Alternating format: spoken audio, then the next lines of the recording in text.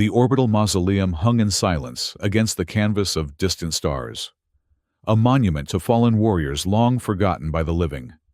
Its jagged architecture reflected no light, absorbing the universe's glow like a void among celestial bodies.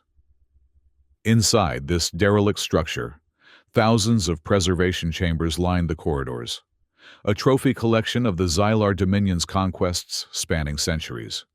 Among these relics of war lay Commander Jace Arden, neither dead nor truly alive. His body suspended in an intricate alien cocoon, translucent filaments pulsing with faint bioluminescence. Unlike the other chambers housing desiccated remains, Jace's cocoon maintained an eerie vitality, tendrils of unknown composition spiraling around his form in patterns too deliberate to be random. The secrets of this technology had died with its creators, or so the Dominion believed. Lyra Tisen moved carefully through the silent halls, her scanner casting blue light across the ancient displays. As a xenobiologist with mixed heritage, half human, half something the Dominion had tried to erase from history, she had secured rare permission to study these remains. Her official mission was to document alien preservation techniques. Her personal quest was to find traces of her mother's people, their culture scrubbed from galactic memory during the Long War. Subject 2187, she whispered, logging the designation in her device. Human male, approximately 35 standard years at time of preservation. Cocoon structure differs significantly from Dominion technology. She brushed a lock of silver-streaked hair from her face, revealing the subtle ridge patterns along her temples that marked her as a hybrid. Most days she concealed these features beneath a dermal masking field. But here, among the dead, she could be herself. Lyra ran her scanner over the cocoon's surface, recording energy signatures that seemed impossible after 3 centuries.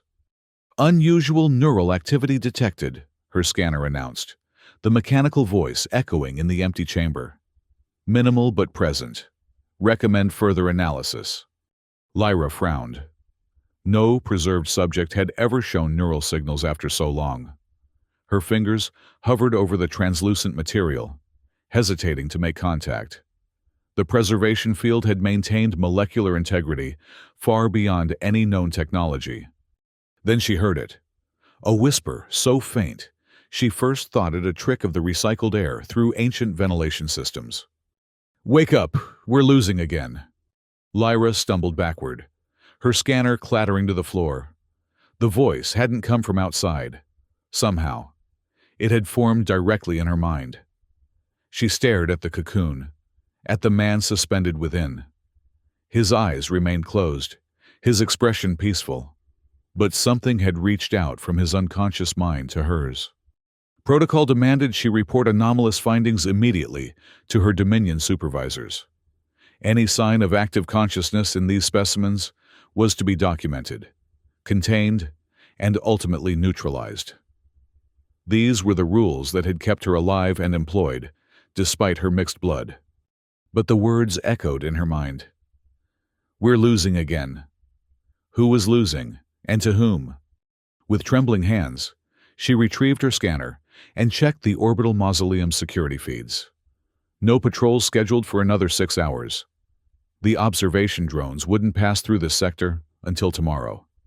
She was alone with this impossible discovery. "This is against every regulation," she muttered to herself, interfacing her equipment with the cocoon's exterior. "But you're not supposed to be conscious, and I'm not supposed to exist. Perhaps we can break the rules together." Lyra initiated the revival sequence, a procedure she had only studied in theory. If she was caught, the punishment would be severe, possibly fatal. But something about those whispered words compelled her forward, awakening a rebellious spirit she had suppressed her entire life. The cocoon's surface began to pulse rhythmically, the bioluminescent patterns accelerating. Fluid drained from within through channels that formed spontaneously, and the translucent material became increasingly transparent. Jace Arden's chest rose and fell with deepening breaths as dormant systems reactivated. When the cocoon finally split open, Lyra stood ready with medical equipment, uncertain what 3 centuries of suspended animation would do to a human body. Tendrils retracted from Jace's skin, leaving no marks behind, as if they had never penetrated his flesh at all. His eyes opened suddenly, sharp, alert, terrified. Before Lyra could speak, Jace lunged forward with combat-trained precision, his hand closing around her throat as he pinned her against the wall. His strength was impossible for someone who should have been severely atrophied. "Dominion or freehold?" he demanded, his voice hoarse from centuries of disuse. Lyra struggled to breathe, dropping her equipment to claw at his grip. "Neither. Both. Please," she gasped. "I'm a scientist. I woke you." His eyes narrowed, taking in her hybrid features with suspicion. "What year is it?" 2847, she managed. "You've been preserved for almost 300 years. Jace's grip loosened slightly, his expression shifting from rage to confusion. 300. That's impossible. The battle at Proxima Station was yesterday. "Let me help you," Lyra said, slowly reaching for a translator device in her pocket. "This will update you on current language and basic history." He hesitated, then released her, snatching the device from her hand and examining it warily. "If this is a Dominion trick—" "It's not. And we need to move quickly," Lyra interrupted, massaging her throat. "If security finds you awake, they'll terminate you immediately. You're supposed to be a museum piece. Commander Arden." He paused at the use of his rank. "How do you know who I am?" "Your preservation pod was labeled. You were a freehold commander during the First Long War." She gathered her equipment quickly. "I don't understand how you survived, or why your cocoon maintained functionality when all others failed. But we can discuss that after we're somewhere safe." Jace placed the translator against his temple, wincing as it synchronized with his neural pathways. Information flooded his consciousness. 3 centuries of history compressed into moments. He stumbled, bracing himself against the wall as the device fed him language updates, political shifts, technological advances. "The Long War never ended," he said finally, removing the device. "It just paused, and now we're losing again." Lyra nodded grimly. "The Xylar Dominion controls 80% of known space. The Freehold exists only as scattered pockets of resistance, most barely surviving. For the past 50 years, they've been steadily eliminated." "That's why I heard the whisper," Jace murmured, more to himself than to her. "What whisper?" "In the cocoon. A voice kept saying, 'Wake up. We're losing again.' Over and over. Like a transmission repeating on emergency channels." He looked at her with renewed focus. "Why would you wake me? You wear Dominion insignia." Lyra touched the emblem on her shoulder reflexively. "I work for the Dominion Science Division. It's the only place someone of mixed heritage can find employment." "Mixed?" His eyes lingered on the subtle ridges at her temples. "My mother was Sarali. Your people called them allies. Mine call them extinct." Her voice hardened. "Official history says they were casualties of war. Unofficial truth is, they were systematically eliminated because their empathic abilities made them immune to Dominion propaganda." Understanding dawned in Jace's expression.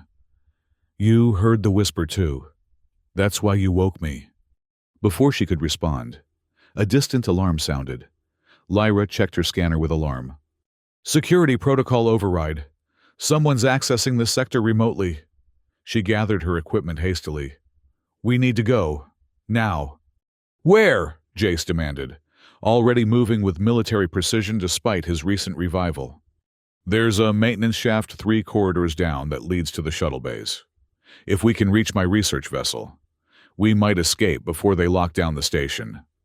They moved quickly through the ancient corridors, Lyra leading, while Jace followed with the fluid movements of a trained soldier.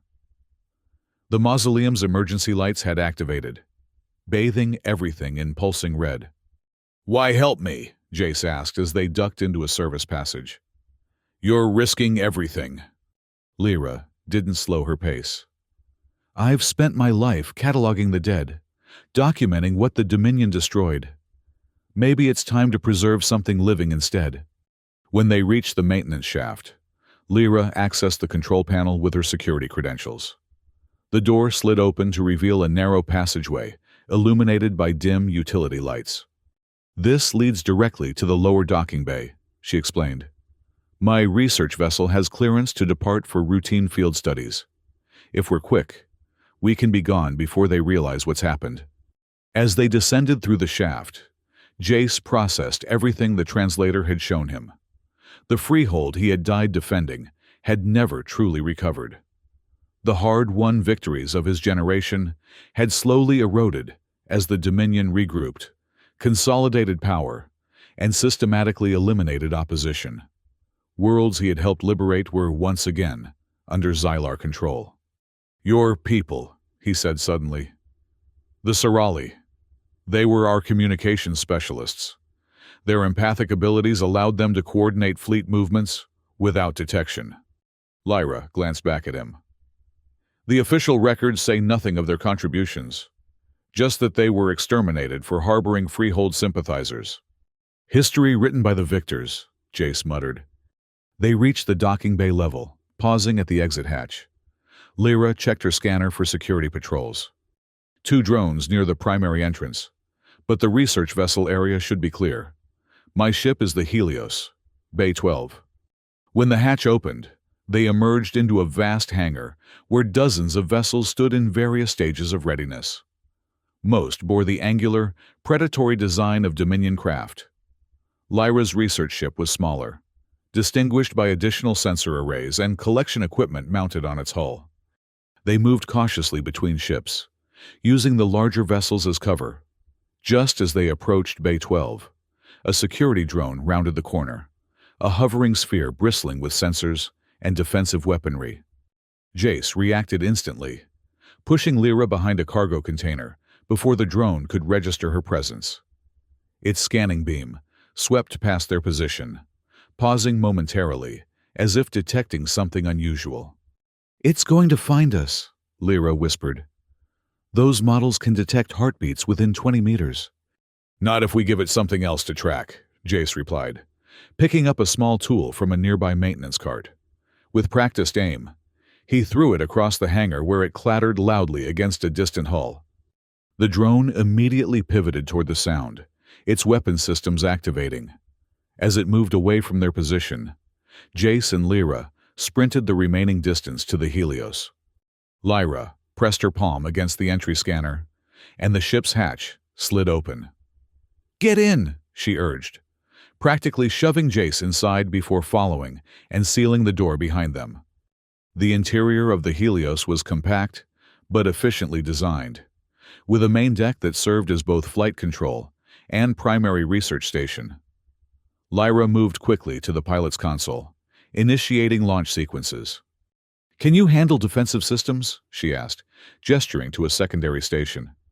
Jace examined the unfamiliar controls, relying on the translator's knowledge upload to make sense of the technology. "Basic principles haven't changed much. I can manage." As the ship's engines hummed to life, an alert sounded from the communications array. "Attention research vessel Helios," a stern voice announced. "Unauthorized departure detected. Maintain position for security inspection." Lyra ignored the command, continuing launch preparations. "They don't know about you yet," she told Jace. "They're just registering an unscheduled departure. How long until they put it together?" "Not long." She activated the ship's thrusters, guiding the Helios from its docking cradle. "The mausoleum will report a missing specimen, and someone will eventually connect the dots." The hangar's massive doors began to close, responding to the security alert. Lyra accelerated the Helios toward the narrowing gap, pushing the research vessel beyond its intended capabilities. "Hold on," she warned as they scraped through the closing doors, metal shrieking against metal before they burst into open space.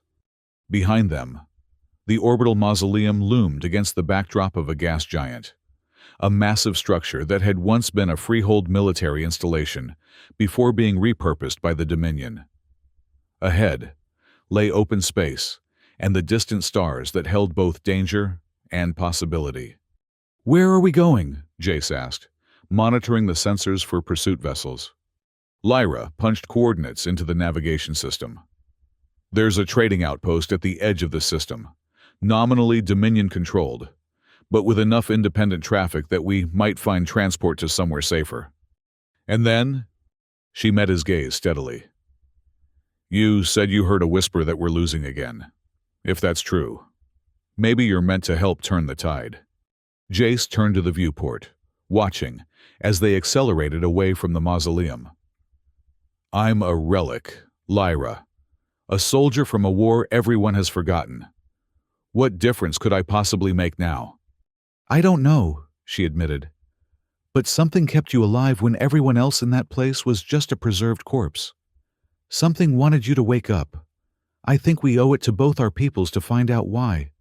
As the Helios entered hyperspace, leaving the mausoleum and its ghosts behind, neither of them noticed the small notification on Lyra's abandoned scanner, back in the preservation chamber. Cocoon material sample analysis complete. Results: unknown organic technology. Apparent symbiotic properties. Recommendation: immediate containment. The trading outpost of Nexus Station hung in the shadow of a shattered moon, its irregular structure growing organically over decades as additional modules were grafted onto the original mining platform. What had begun as a simple refueling station had evolved into a bustling marketplace where the Dominion's influence, while present, was diluted by the practical necessities of commerce. Lyra guided the Helios into a public docking bay, choosing a berth between larger cargo vessels where their small research ship might go unnoticed. As the engines powered down, she activated the ship's security protocols and turned to face Jace. "We need to find you different clothes," she said, eyeing his preservation garments, the simple gray uniform he'd been wearing when captured 3 centuries ago. "Those mark you as freehold military, even if the design is outdated." Jace examined his attire with a frown. The freehold insignia was once worn with pride across hundreds of systems. "Now it's a symbol of sedition," Lyra replied gently. "Wearing it openly will get you executed in most Dominion territories." She accessed a storage compartment and retrieved civilian clothing, utilitarian garments in muted colors, standard issue for her infrequent planetside excursions. "These might be a bit small, but they'll draw less attention than what you're wearing." While Jace changed, Lyra reviewed their options. Her credentials would hold up to routine scrutiny, but a deeper investigation would reveal the unauthorized departure from the mausoleum. They needed to move quickly. "What do you know about current freehold activities?" Jace asked, adjusting the too tight civilian clothes. Lyra hesitated. "Only what appears in security bulletins. There are rumors of a unified resistance cell operating from somewhere in the Epsilon sector, but most surviving freehold outposts are isolated and struggling to survive." "Epsilon," Jace repeated, recognition flashing in his eyes. "That was a fallback point established before my final mission. If any command structure survived, they might have regrouped there." "That's across Dominion space," Lyra warned. "We'd need to cross at least 3 heavily patrolled sectors. Do you have a better suggestion?" She sighed. "No.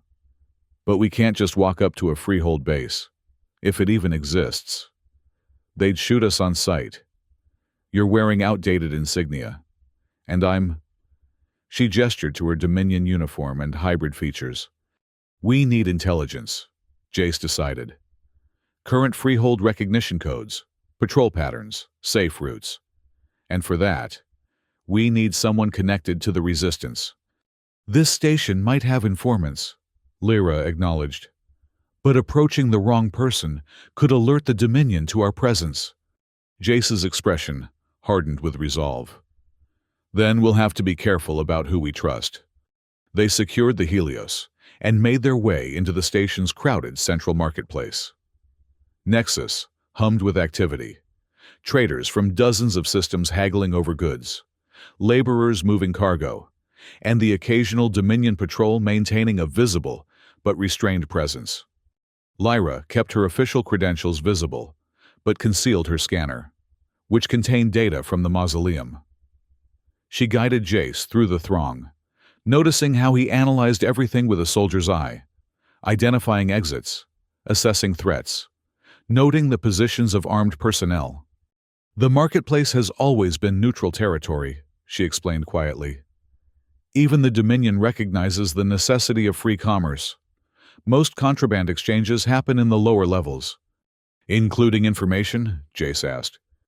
"Especially information. The best place to start would be—" She stopped abruptly as a public announcement echoed through the station. "Attention all personnel and visitors. Security alert in effect. Report any sightings of Dominion science vessel Helios or its operator, scientist Lyra Toussaint, to the nearest security station. Reward offered for information leading to apprehension." Jace pulled Lyra into a recessed doorway as station residents turned to look at the nearby public screens, displaying her official identification image. "That was faster than I expected," she whispered, pulse racing. "They must have discovered your empty preservation chamber already." "We need to move," Jace said, scanning the crowd for security personnel. "Is there another way off this station?" Lyra thought quickly. "The Helios is probably already being impounded, but there's a secondary docking ring for independent traders. If we can find someone willing to transport us for the right price." Jace finished her thought. "What do we have to trade?" Lyra reached into her pocket and withdrew a small container. Inside were 3 iridescent crystals, each pulsing with internal light. Quantum storage crystals. Each contains classified research data, highly valuable to the right buyer. Jace raised an eyebrow. "You stole classified Dominion research?" "Insurance policy," she replied with a grim smile. "I always suspected I might need to leave quickly someday." They made their way through service corridors, avoiding main thoroughfares where security would be heaviest. Lyra's knowledge of standard station layouts guided them toward the independent docking ring, though twice they were forced to hide as Dominion patrols passed. The secondary docking area was less organized than the main bays, with vessels of varying conditions clustered around makeshift berths. Traders and crew members moved cargo without the strict oversight present in Dominion-controlled sections. "We need someone heading to the outer rim," Lyra murmured. "Someone desperate enough to risk Dominion attention but reliable enough to not sell us out immediately." They observed the docking ring from a maintenance alcove, assessing potential transport options. After several minutes, Jace nodded toward a ship bearing the scars of multiple repair jobs. "That one. The captain is arguing with the docking master about fees, but their cargo is already loaded. They're eager to depart." Lyra studied the vessel. "How can you tell they're headed to the outer rim?" "Modified sensor array designed to detect void storms, only necessary for ships traveling beyond established lanes." Jace's military training was evident in his quick analysis. "And those hull reinforcements aren't standard for inner-system vessels." They approached cautiously, waiting until the captain, a weathered woman with cybernetic implants visible along her jawline, finished her heated discussion with the docking official. "Captain," Lyra called softly as the woman turned to board her ship. "We need passage to the Epsilon sector." The captain paused, eyeing them suspiciously. "Not heading that way. Try the commercial transports." "We can make it worth your while," Jace replied, moving closer. "And we need discretion." Interest flickered in the captain's cybernetic eye, its iris adjusting focus. "Discretion costs extra these days, especially with increased Dominion patrols in the Epsilon approaches." Lyra revealed one of the quantum crystals. "This contains Dominion xenobiological research data, worth a small fortune to independent research stations." The captain examined the crystal without touching it, her cybernetic eye scanning its composition. That's either the real thing or an extremely good forgery. She glanced between them. You're the scientist they just announced, aren't you? And who's your friend? Someone the Dominion would pay handsomely to recover, Jace answered before Lyra could speak. A calculating smile spread across the captain's face. Well then, I'm Captain Mira Holt of the Starseeker, and it seems we might be able to adjust our course for the right compensation. She gestured toward her ship. But we're leaving now. Dominion patrols will lock down all departures within the hour. They followed her aboard, entering a cargo vessel that was surprisingly well maintained, despite its exterior appearance. The interior revealed military-grade systems, carefully disguised as civilian equipment. Former freehold vessel? Jace asked, recognizing certain design elements despite centuries of modifications. Captain Holt gave him a sharp look. What makes you say that? The internal configuration. Emergency systems positioned according to freehold naval regulations. He ran his hand along a bulkhead where a barely visible insignia had been painted over. This was a Harrier-class patrol ship before it was converted. Mira's expression remained neutral, but her posture shifted subtly. You know your ship's for a civilian. I'm not a civilian, Jace replied simply. The captain studied him for a long moment before turning to the ship's intercom. Prepare for immediate departure. Vex, get us clearance by any means necessary. Within minutes, the Starseeker was pulling away from Nexus Station, accelerating quickly to avoid the security vessels that were beginning to converge on the trading outpost. We have approximately 20 minutes before they organize a proper pursuit, Mira informed them as she guided the ship with practiced skill. After that, we'll need to be in hyperspace or we're all dead. Once they had cleared the station's immediate vicinity, she engaged the autopilot and turned to face her passengers fully. Now, before we go any further, I want the truth. Who exactly are you? And why is the Dominion so interested in getting you back? Lyra and Jace exchanged glances. Finally, Jace spoke. My name is Commander Jace Arden. I served with the Freehold Defense Fleet during the First Long War. Mira's expression shifted from skepticism to shock. Jace Arden died at the Battle of Proxima Station 300 years ago. I was captured, not killed. The Dominion preserved me as a trophy. Jace held her gaze steadily. Until yesterday, when Lyra woke me from stasis. Captain Holt's cybernetic eye whirred as she processed this information. If you're really Arden, prove it. Tell me something only a Freehold commander from that era would know. The Starfall Protocol, Jace replied without hesitation. When a Freehold vessel was facing certain capture, the commander would initiate Starfall, a specific engine overload sequence designed to appear as a catastrophic failure. In reality, it masked the deployment of escape pods while creating a radiation signature that would prevent Dominion sensors from tracking survivors. Mira's face paled. That information was purged from all records after the war. The only people who know about it are high-ranking Freehold officers, Jace finished. And you obviously recognize the protocol, which means the Starseeker isn't just a repurposed military vessel. It's an active Freehold asset. A tense silence filled the bridge. Finally, Captain Holt touched a concealed control on her wrist. The ship's lighting shifted slightly, and hidden panels slid open to reveal weapon stations and military-grade equipment. If you're lying, she said, her voice deadly quiet, you won't live to see hyperspace. I'm not lying, Jace responded calmly. And based on what I've learned since waking, the Freehold needs every advantage it can get, including me. Mira turned to Lyra. And you? A Dominion scientist with hybrid features? Stealing classified data and resurrecting Freehold war heroes?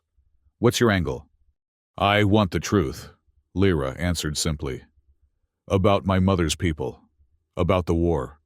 About everything the Dominion has erased from history. A proximity alert interrupted their conversation. On the main display, 3 Dominion pursuit vessels appeared, closing rapidly on their position. "Decisions later," Mira announced, returning to the pilot station. "Survival now. Take positions and strap in. This will get rough." Jace moved instinctively to the tactical station, familiarizing himself with the controls. Lyra secured herself at a secondary science console, analyzing the pursuing vessels. "Raptor-class interceptors," she reported. "Fast, but lightly armored. Standard armament includes pulse cannons and seeker missiles. Our advantage is maneuverability," Mira added, executing a sharp, evasive pattern. "The Starseeker may look like a cargo hauler, but she's got a few surprises." As the Dominion vessels closed in, Mira activated a series of countermeasures. Decoy drones launched from concealed bays, each emitting signatures identical to the Starseeker. "They're deploying an intercept grid," Jace warned, reading the tactical display. "Standard Dominion containment procedure. They'll try to herd us toward their capital ship." "Not if we're not here," Mira replied with grim satisfaction. She punched a series of commands into the navigation system. "Preparing for hyperspace jump." Lyra checked the calculations with alarm. "The nearest safe jump point is still 2 minutes away at our current speed." "Who said anything about safe?" Mira's cybernetic eye gleamed as she guided the ship directly toward a dense asteroid field. "Initiate emergency jump sequence on my mark." The pursuing vessels fired warning shots across their bow, energy weapons illuminating space around them. The Starseeker shuddered as a glancing hit struck its aft shields. 30 seconds to jump readiness," Mira announced. "Jace, deploy remaining countermeasures on my mark. Now." Jace activated the ship's defensive systems, releasing a cloud of sensor-jamming particles and electromagnetic pulses designed to confuse pursuit vessels. The Dominion ships faltered momentarily, their formation breaking as they attempted to reacquire their target. "Jump in 5, Mira counted down. 4, 3, 2, 1. The stars stretched and space distorted as the Starseeker entered hyperspace, dangerously close to the asteroid field's gravitational influence. The ship bucked violently, alarms blaring as stress indicators reached critical levels. Then, suddenly, they were in the swirling blue corridor of hyperspace, the Dominion pursuers left behind in normal space. Mira released a breath she'd been holding. "That was closer than I like. We've bought ourselves some time, but they'll be monitoring all known routes to Epsilon." "Then we don't take known routes," Jace suggested, already studying the navigation charts. "During the war, we established emergency corridors through unstable space, routes too dangerous for standard travel, but navigable with the right calculations." "Those routes wouldn't still be valid after 3 centuries, Mira objected. "Cosmic phenomena change slowly," Lyra interjected. "If the routes were plotted based on permanent features like black holes or neutron stars, they might still be viable with some adjustments." Jace nodded. "Exactly. And the Dominion would never expect us to use them." Captain Holt considered their options. "It's risky, but no riskier than being intercepted by a Dominion battle group." She fixed Jace with an evaluating stare. "If you really are Commander Arden, your tactical knowledge could be invaluable to what remains of the Freehold." "And what exactly does remain?" Jace asked. The question he'd been holding back since waking. Mira's expression turned solemn. "More than the Dominion knows. Less than we need. We've been gathering strength in secret for decades, unifying scattered resistance cells under central leadership. The current Freehold numbers perhaps 10 million, spread across 40 systems, many living under deep cover in Dominion territory." 10 million, Jace repeated hollowly. "The Freehold once encompassed billions across hundreds of worlds." "Hence why we're losing again," Lyra said quietly. "Just as the whisper told you." Mira looked between them sharply. "What whisper?"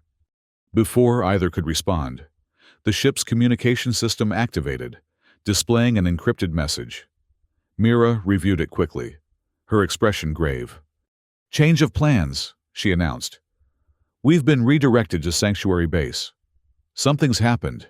She hesitated, then added, "Something bad enough that Command is calling in all field operatives immediately." "What's Sanctuary Base?" Lyra asked. "The heart of what remains of the Freehold," Mira replied, already adjusting their course. "And if we're being called back, it means our cover may be blown across multiple sectors." As the Starseeker adjusted its hyperspace trajectory, Jace stared at the swirling vortex beyond the viewport. Somewhere ahead lay the remnants of the cause he had died for centuries ago, a cause now facing extinction once more. "We're losing again," he murmured, the whispered words from his cocoon echoing in his mind. But this time, he was awake to do something about it. Sanctuary Base revealed itself slowly as the Starseeker emerged from hyperspace into a dense nebula. Cosmic dust and ionized gas obscured conventional sensors, creating a natural shield against detection. Through this protective veil, the outlines of an asteroid installation gradually became visible, a massive rock honeycombed with habitation modules, defensive emplacements, and docking bays. "Welcome to what's left of the Freehold Central Command," Mira announced, as she guided her ship toward a concealed entrance. "Population approximately 2,000 personnel plus dependents. Our last true sanctuary." Jace studied the installation with a military commander's eye. "Defensible position, natural camouflage, but isolated." "Isolation has kept us alive," Mira replied. "The nebula interferes with Dominion long-range scanners, and we maintain strict communications protocols. No ship approaches without verified clearance codes. Yet the Dominion still hunts you," Lyra observed. "With increasing success," Mira acknowledged grimly. "In the past year, we've lost contact with 7 outposts. 3 were confirmed destroyed." Their conversation paused as the Starseeker entered a camouflaged docking bay carved into the asteroid. As the massive doors sealed behind them, atmospheric containment fields activated, and gravity generators pulled them gently to the docking platform. "I've informed Command of our unique passengers," Mira said, powering down the ship's systems. "They're especially interested in meeting you, Commander." Jace nodded, his expression guarded. "And how will they react to Lyra?" "With suspicion, initially," Mira admitted. "A Dominion scientist with hybrid features is unprecedented here, but the data crystal she brought may help her case." When they disembarked, a reception committee awaited them, 6 armed personnel in unmarked combat gear, led by an older man whose bearing suggested authority, despite his civilian attire. "Captain Holt," he greeted Mira formally, before turning his attention to Jace and Lyra. "I'm Dr. Kester Vale, Chief Science Advisor to the Freehold Council." Lyra stiffened at the name. "Dr. Vall, Kester Vall from the Dominion Xenobiology Division?" The older man smiled thinly. "Former Dominion scientist, just as you are now. It seems my defection was somewhat less dramatic. I simply failed to return from a research expedition 20 years ago." He studied Jace with undisguised fascination. "If you are indeed Commander Arden, this is a truly historic moment. Your tactics are still taught in what passes for our military academy." "I'd prefer verification before celebration," Jace replied evenly. 300 years is a long time for legends to form." "Quite right," Dr. Vall agreed. "We've prepared comprehensive identity confirmation protocols. In the meantime," he turned to Lyra, "we're particularly interested in the data you've brought and your account of how you found and revived the commander." They were escorted through corridors carved directly into the asteroid, reinforced with modular structures and illuminated by efficient lighting that mimicked natural daylight cycles. Freehold personnel moved purposefully between stations, their expressions revealing the tension that permeated the base. "What's happened?" Mira asked Dr. Vale as they walked. "The recall order mentioned a critical situation." Vale's expression darkened. 3 days ago, we lost contact with our intelligence network on Epsilon Station. Yesterday, we intercepted Dominion communications indicating they've identified our primary supply chain. And this morning, 2 of our deep cover operatives failed to report in. Systematic exposure, Jace observed. Someone's unraveling your operation from the inside. Precisely our concern, Vale confirmed. The patterns suggest a coordinated effort, rather than coincidental security breaches. They arrived at a central command center, where a dozen people were gathered around holographic displays showing star systems, resource allocations, and defensive positions. At their entrance, the room fell silent, all eyes turning to Jace. An older woman with a military bearing approached them. Despite her age, her movements remained precise and controlled. "Commander Arden," she said, her voice carrying the weight of authority. "I'm Admiral Tessa Reeves. I was a cadet when you led the defense of Proxima Station." "Admiral," Jace acknowledged with a respectful nod. "I'm told much has changed since then." "Too much," she replied gravely. "But perhaps your return signals a change in our fortunes." She gestured toward the central display. "We're facing a crisis that threatens what remains of the Freehold. If you're willing, we could use your tactical assessment." Jace stepped forward to study the strategic display, quickly absorbing the situation despite the unfamiliar terminology and updated cartography. Meanwhile, Dr. Vall led Lyra to a separate research station. "Your data crystals," he requested quietly. "And I'd appreciate a full account of how you discovered Commander Arden's preservation cocoon." Lyra handed over the crystals, but retained one. "This stays with me until I'm certain of my position here," she stated firmly. Vale smiled approvingly. "Caution is wise. But you should know that I've followed your research for several years. Your papers on xenobiological preservation techniques were quite illuminating, despite the Dominion Censor's best efforts to sanitize them." "You've read my work?" Lyra asked, surprised. "We maintain access to Dominion scientific networks through various means," he explained. "Your methodology suggested someone asking questions beyond approved parameters.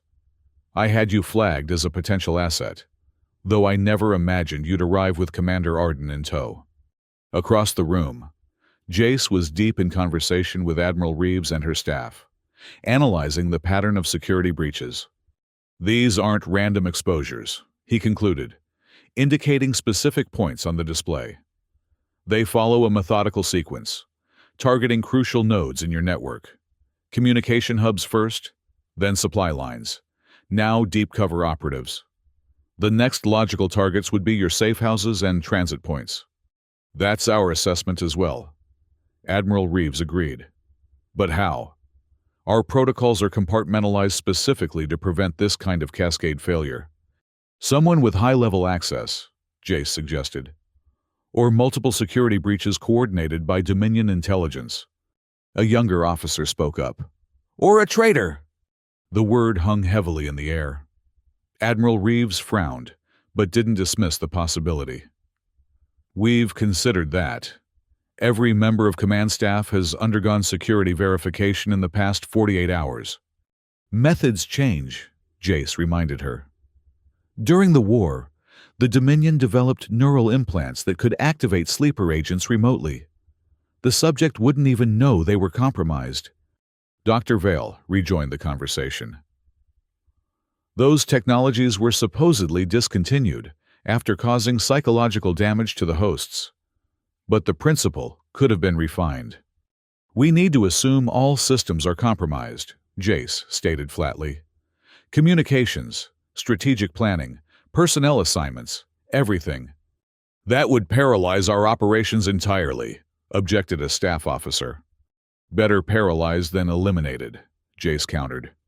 "You need to implement crisis protocols immediately. Relocate essential personnel, establish alternate command channels, and prepare evacuation procedures for this base." Admiral Reeves considered his recommendations, her expression grave. "You're suggesting we abandon Sanctuary?"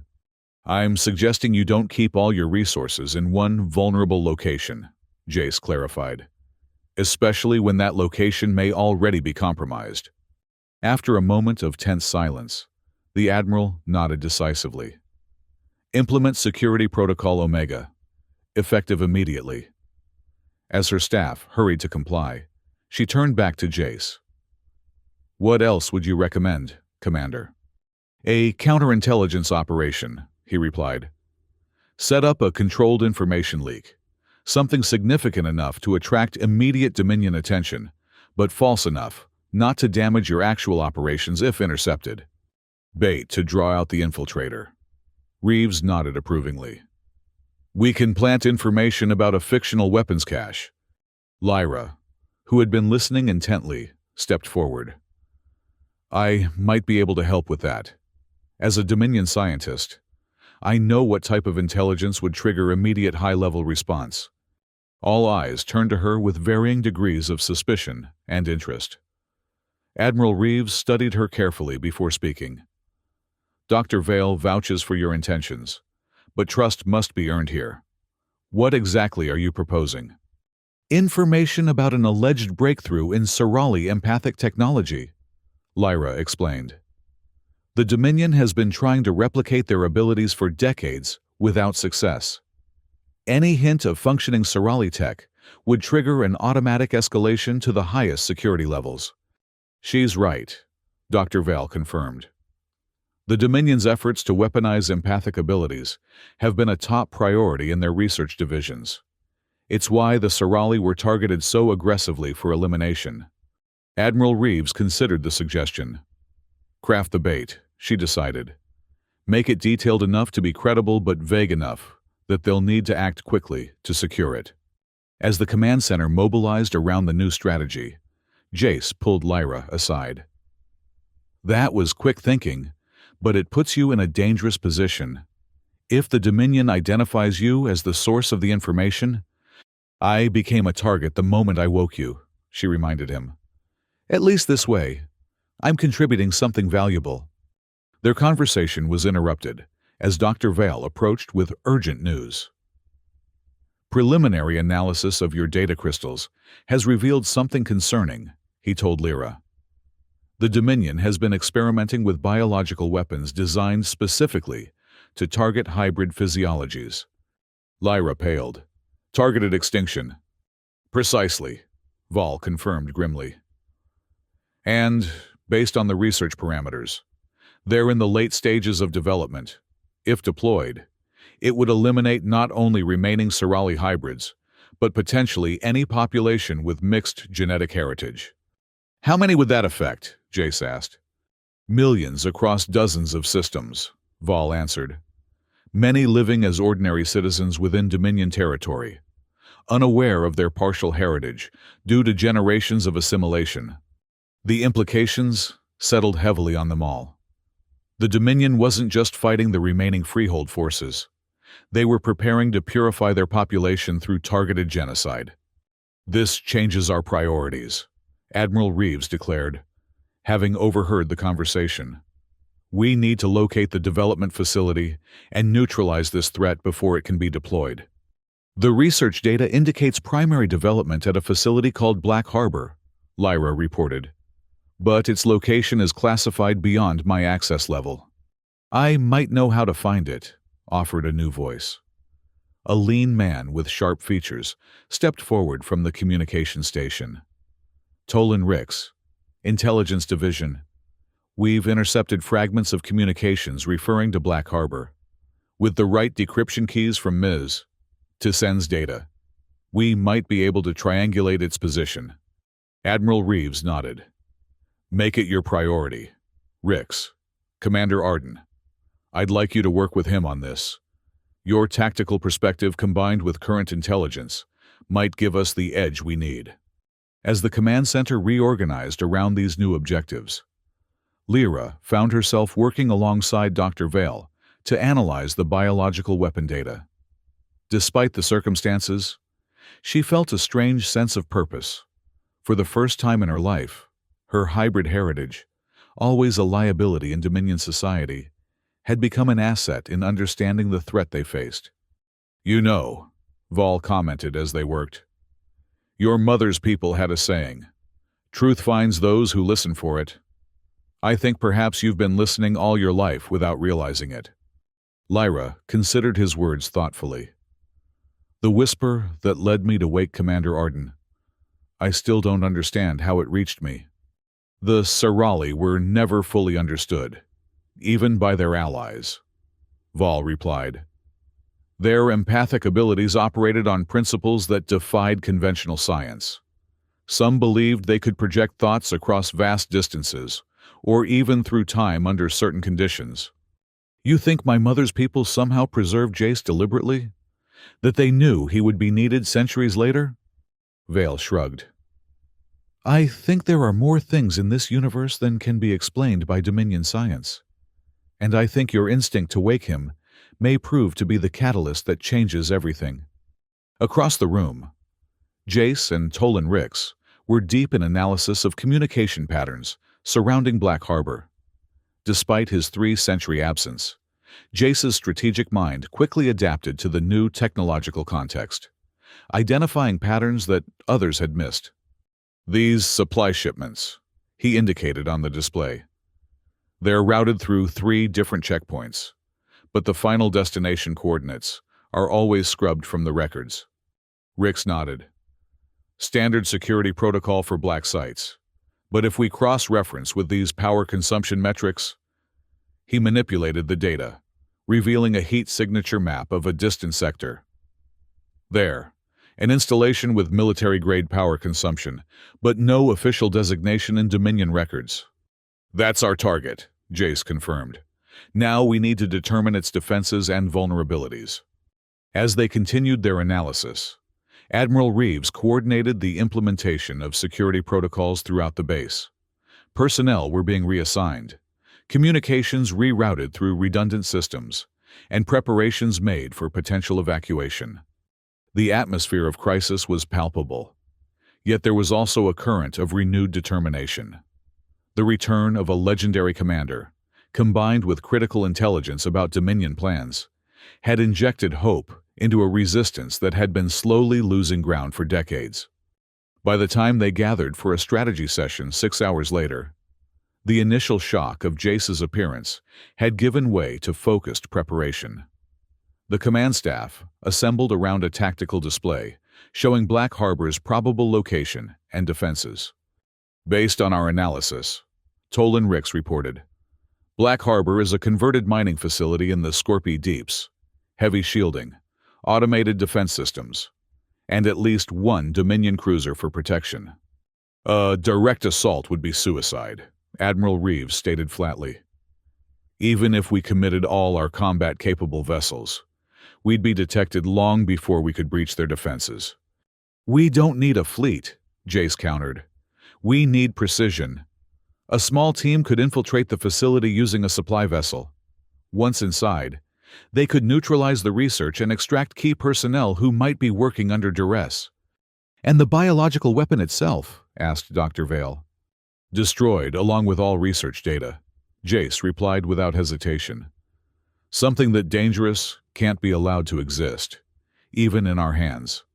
Admiral Reeves studied the tactical display thoughtfully. Who would lead this mission? We're stretched thin already, and with potential infiltration. I'm hesitant to commit our best operatives. I'll go, Jace volunteered immediately. I have the tactical experience, and the Dominion isn't looking for me specifically yet. They don't know who was preserved in that cocoon. I'm going too, Lyra added. I understand the research better than anyone here. I'll know what to look for and how to neutralize it properly. Admiral Reeves looked between them skeptically. Commander Arden, you've been conscious for less than 48 hours after 3 centuries in stasis. And Ms. Tassen, while your expertise is valuable, you have no combat training. With respect, Admiral, Jace replied, I'm the most expendable asset you have. If I don't return, you've lost nothing you didn't already live without for 300 years. And Lyra's hybrid physiology gives her insight into the weapon's design that could be crucial. After a moment of consideration, Reeves nodded reluctantly. Very well. Assemble a small team, no more than 6 operatives total. You'll take a modified supply vessel with emergency extraction capabilities. I'd like to volunteer, Tolan Ricks offered. My intelligence background could be useful for navigating Dominion security systems. Granted, the Admiral confirmed. Select 3 more from available personnel. You depart in 6 hours. As the meeting concluded, Dr. Vall approached Lyra with concern, evident in his expression. You understand the risk you're taking? If captured, the Dominion will show no mercy to a defector, especially one with your unique heritage. I understand, Lyra assured him. But this weapon threatens everyone like me. I can't stand by while the Dominion prepares to eradicate my mother's legacy completely. Vale nodded solemnly. Then take this. He handed her a small device. It contains complete genetic profiles of known Sorali hybrids, including yourself. If the worst happens and you can't destroy the weapon, this data might help others develop a countermeasure. As preparations for the mission intensified, Jace found himself in a quiet moment with Captain Mira Holt, who would pilot their infiltration vessel. I've studied your tactics all my life, Mira admitted. The Battle of Verandi Drift, the Kestrel Gambit. They taught us you never sacrificed your people unnecessarily, but you never hesitated to place yourself at risk.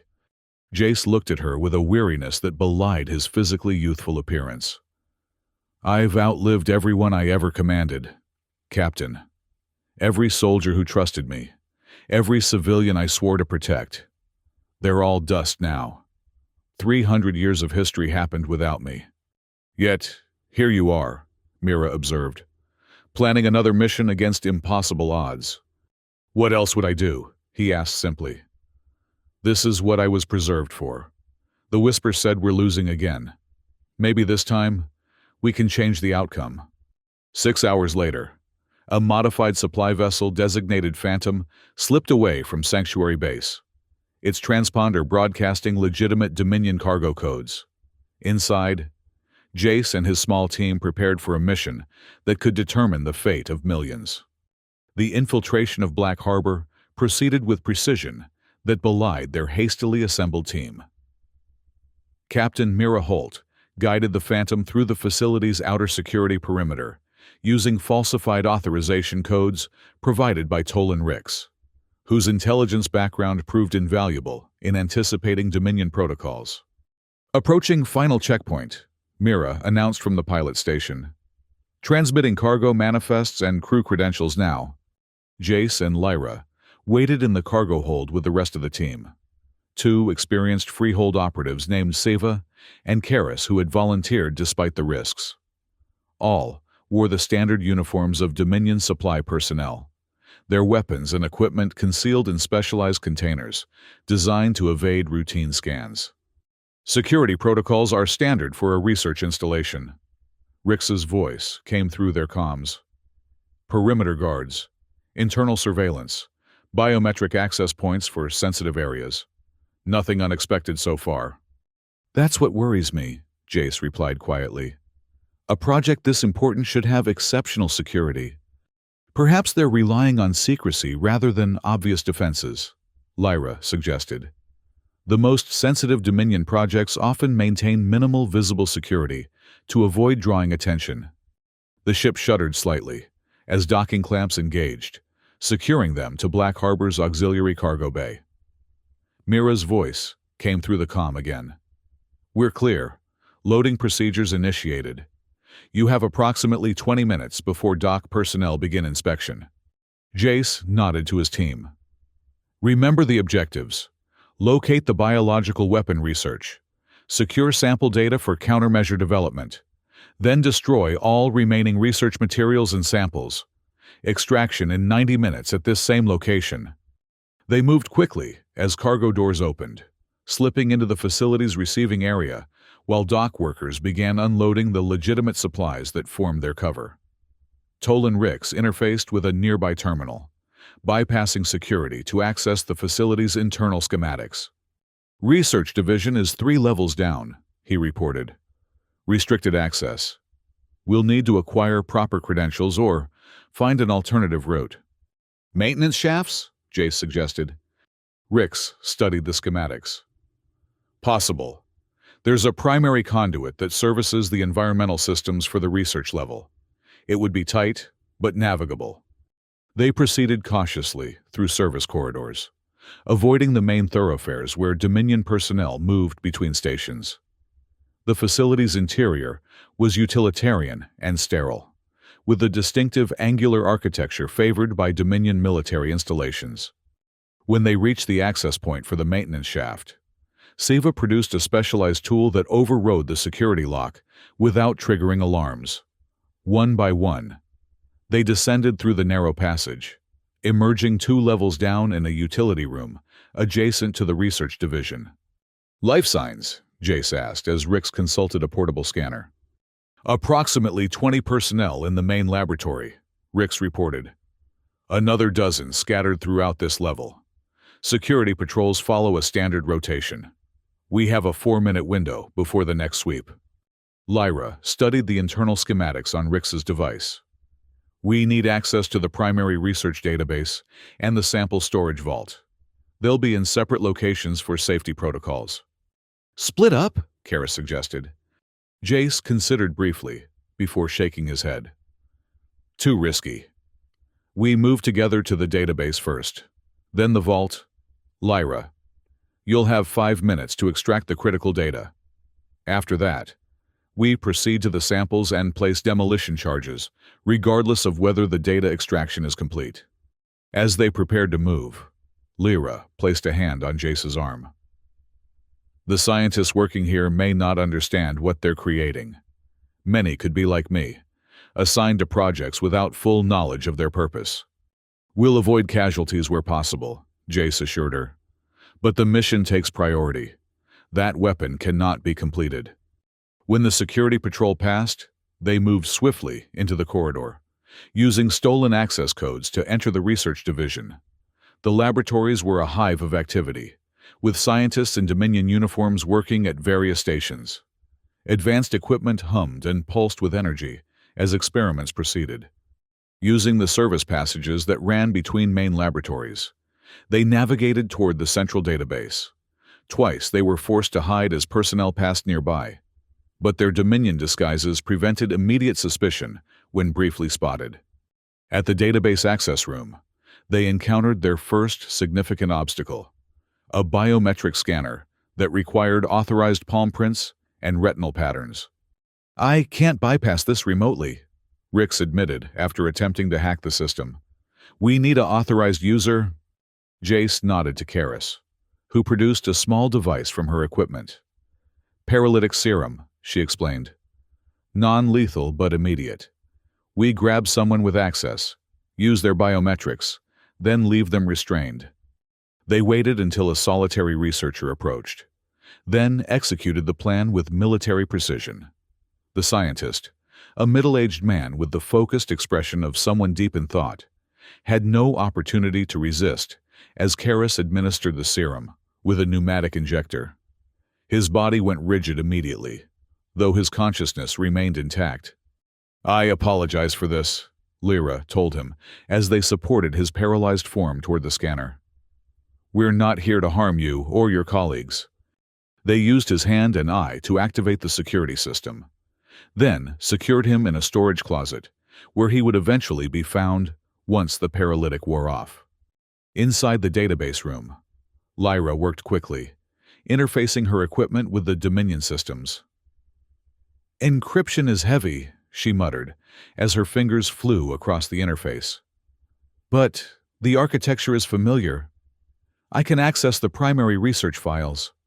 As she worked, Jace and the others maintained guard positions. Through the doorway, they could observe the main laboratory where scientists continued their work, oblivious to the infiltration. "What exactly are they developing here?" Jace asked quietly. Lyra's expression was grim as she reviewed the data. "It's worse than we thought.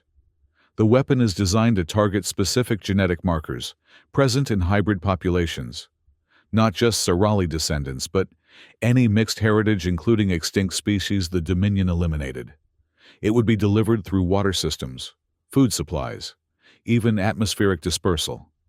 "Estimated casualties?" If deployed across Dominion space?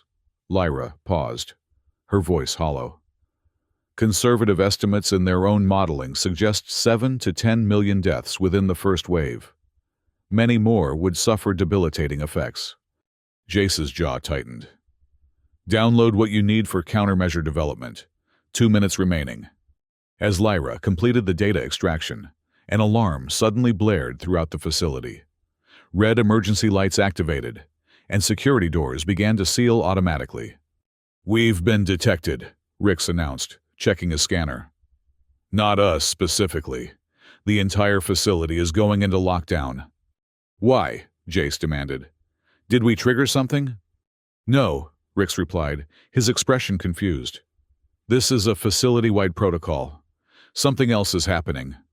Lyra disconnected from the database, securing the extracted data. "We need to move to the sample vault immediately. Whatever's happening, this might be our only chance." They exited the database room to find the research division in controlled chaos. Scientists were securing experiments and initiating emergency containment procedures, while security personnel directed them toward designated safe zones. Using the confusion to their advantage, the team moved quickly toward the sample storage vault at the far end of the research level. Unlike the methodical precision of their earlier movements, now they were forced to adapt to the chaotic environment, blending with evacuating personnel when necessary. At the vault entrance, they found the security measures already compromised. The massive door stood partially open, its locking mechanism disabled. "Someone beat us here," Jace observed, drawing his concealed weapon. "Be ready for anything." They entered cautiously to find the vault in disarray. Storage units had been opened, their contents removed or destroyed. In the center of the room stood a familiar figure, Tolan Rix. "How did you get ahead of us?" Karis demanded, her weapon raised. Rix turned slowly, holding a containment case with biohazard markings. "I took a more direct route while you were occupied with the database." His expression was cold, calculating, entirely different from the helpful intelligence officer they'd worked with. "You're the infiltrator," Jace realized immediately. "The one compromising Freehold operations?" "Very good, Commander." Rix acknowledged with a slight nod. "Though infiltrator implies I change sides. In truth, I've always served the Dominion. The Freehold welcomed me with minimal verification after I presented them with valuable intelligence. Humans are so eager to trust those who tell them what they want to hear." "The security breaches, the exposed operatives, all your work," Lyra concluded. "A necessary preparation for the final elimination of the Freehold," Rix confirmed. "The Admiral believes she's implementing security protocols that I helped design. In reality, she's broadcasting the location of every remaining Freehold asset directly to Dominion intelligence." Jace kept his weapon trained on Rix. "And now you're stealing the biological weapon you helped develop." "Not stealing, securing," Rix corrected. "This facility has been compromised, not by your mission, but by a more fundamental threat. The research staff doesn't know it yet, but several of them are hybrids with trace Sirali heritage. The Dominion identified them during routine genetic screening, but allowed them to continue working, unaware of their contamination." "Why?" Lyra asked, though she feared she already knew the answer. "Live test subjects," Rix replied simply. "The weapon needed validation against actual hybrid physiologies before wide deployment. Today was to be the first controlled exposure." Horror spread across Lyra's face. "You're going to kill everyone in this facility." "A regrettable but necessary verification phase," Rix stated without emotion. "I'm simply ensuring the primary sample remains secure during the test." Jace's finger tightened on his trigger. "We can end this now. Destroy the sample, the research, all of it." "You could try," Rix acknowledged. "But the facility's lockdown wasn't my doing. It's a response to a Freehold attack." "What attack?" Seva demanded. "This is the only mission authorized." A cold smile spread across Rix's face. The attack I arranged by leaking information about this facility to freehold operatives whose zeal exceeds their judgment.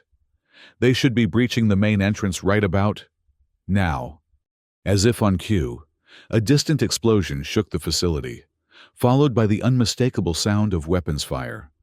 You engineered a simultaneous attack, Jace realized, the tactical implications immediately clear. To what end? Efficiency, Rix answered. The Dominion will eliminate the attack force, test the biological weapon on the research staff, and blame the Freehold for the resulting catastrophe. Public support for the final elimination of all resistance will be assured. And you get to walk away with the weapon itself, Lyra concluded. Precisely. Rix raised his free hand, revealing a concealed device. Now, I suggest you all stand down. This remote will release the weapon into the facility's ventilation system. Given your hybrid physiology, Dr. Tisen, you would be among the first to experience its effects. The standoff stretched for several tense seconds before Jace slowly lowered his weapon. The others can go. This is between you and me. A noble gesture, Commander, but unnecessary. You'll all witness the weapon's effectiveness shortly. Rix began backing toward a secondary exit. The Dominion tried to eliminate your kind once before, Commander. They preserved you as a trophy of that victory. This time, there will be nothing left to preserve. As Rix reached the doorway, Lyra suddenly staggered, clutching her head. A strange resonance seemed to fill the vault. Not a sound, but a pressure that built behind the eyes and within the mind. What's happening? Karis asked, looking around in confusion. Lyra's eyes widened with realization. It's like the whisper, but stronger. Rix froze, his expression shifting from confidence to concern. What have you done? Not us, Jace replied, noticing that Rix seemed affected by whatever Lyra was experiencing. Something else. The pressure intensified, and Lyra gasped as understanding flooded through her. The Cocoon technology, it wasn't just preservation. It was communication, a network that existed before the Dominion, connecting those with Sorali heritage. Rix's hand trembled, the remote control wavering in his grasp. Impossible. The Sorali were eliminated, their technology destroyed. Not destroyed, Lyra corrected, her voice gaining strength despite the obvious pain she was experiencing. Dormant, waiting, just like Commander Arden. The realization struck Jace suddenly. The whisper that woke me. It wasn't random. It was deliberate. A failsafe activated when the threat reached a critical point. Rix snarled and raised the remote. Enough of this. You'll all die here, along with every other contaminated life form in this facility. Before he could activate the device, Lyra lunged forward with unexpected speed, driven by something beyond her conscious control. Her hand closed around Rix's wrist, and at the moment of contact, both of them convulsed, as if struck by electrical current. Images flooded through Lyra's mind. Not her own memories, but Rix's. His Dominion training, his infiltration of the Freehold, and something else. Something buried deep within his genetic code that he himself didn't know existed. You're a hybrid too, she gasped, maintaining her grip despite the pain. Sorali heritage, buried generations back, suppressed through gene therapy. That's why you can hear it. Rix's face contorted with rage and denial. Lies! I am pure Dominion!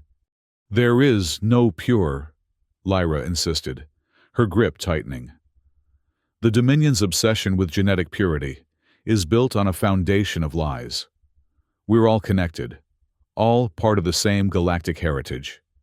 The remote fell from Rix's hand as he struggled against Lyra's surprisingly strong grip.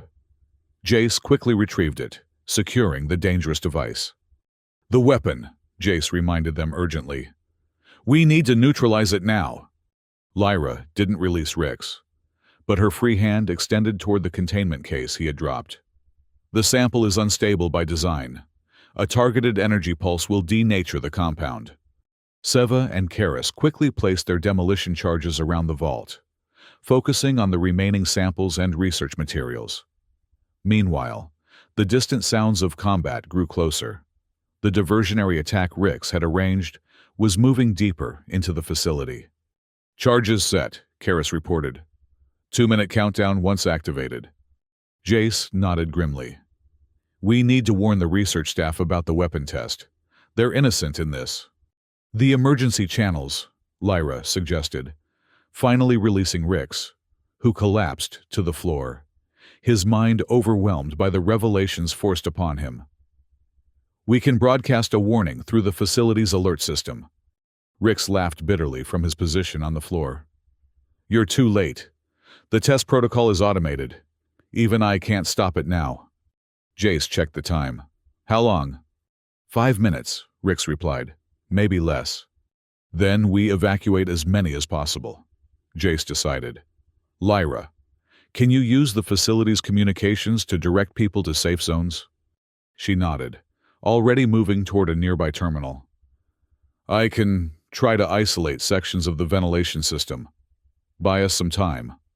As Lyra worked, Jace secured Rix with restraints. You're coming with us. You'll stand trial for what you've done. Trial? Rix laughed again, a hollow sound. There won't be trials.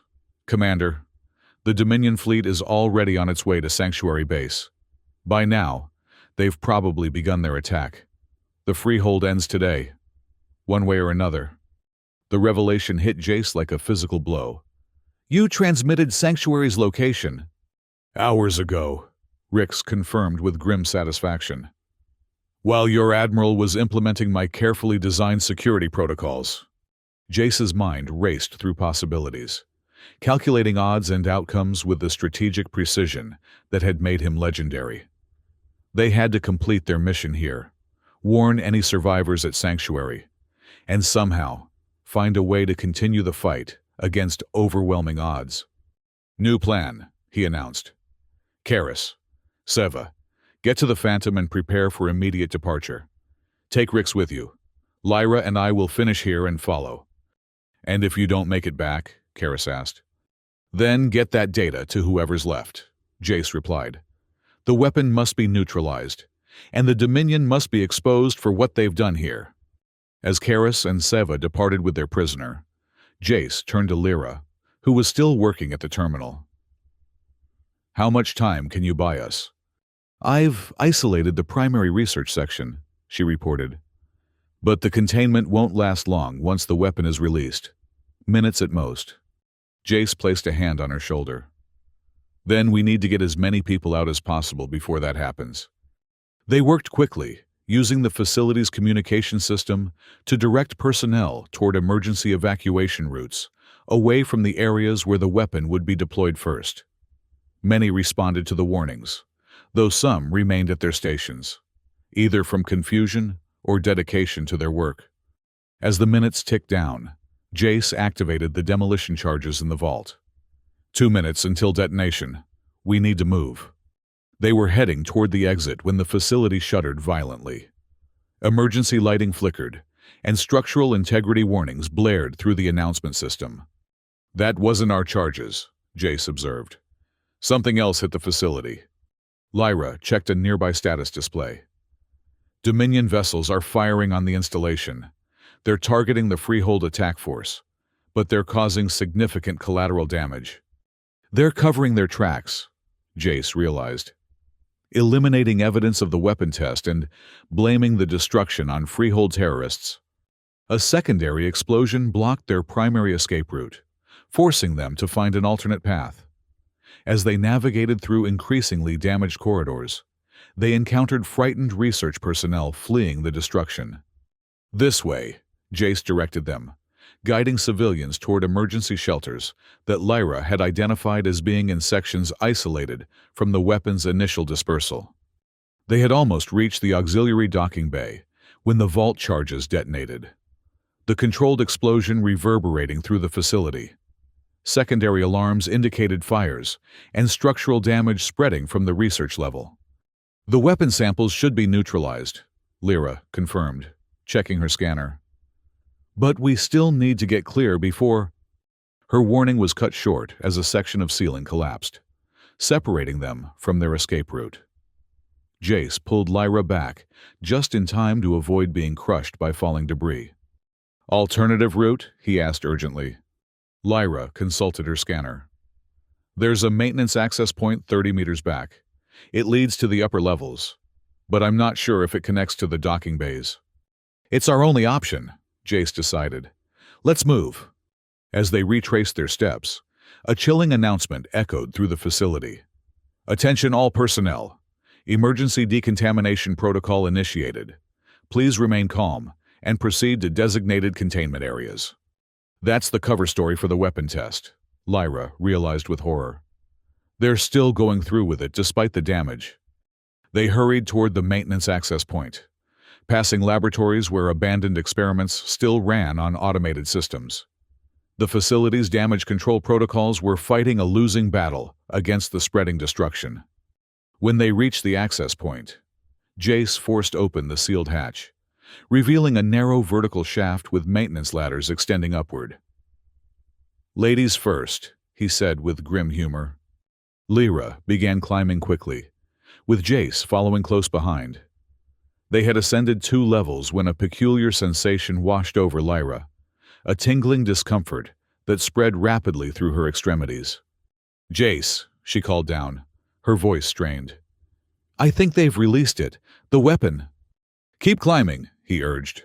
"We need to get above the affected levels." But with each rung of the ladder, Lyra's strength ebbed.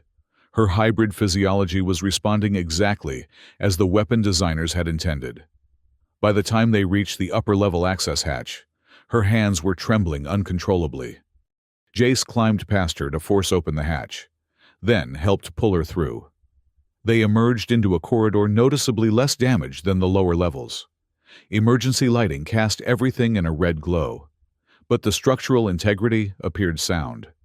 "The docking bay should be this way," Lyra managed, checking her scanner with increasingly unsteady hands. "But I don't know if I can—" "You can," Jace interrupted firmly, supporting her with an arm around her waist. "We've come too far to fail now." They moved as quickly as Lyra's deteriorating condition allowed. Halfway to the docking bay, she stumbled, nearly pulling them both down.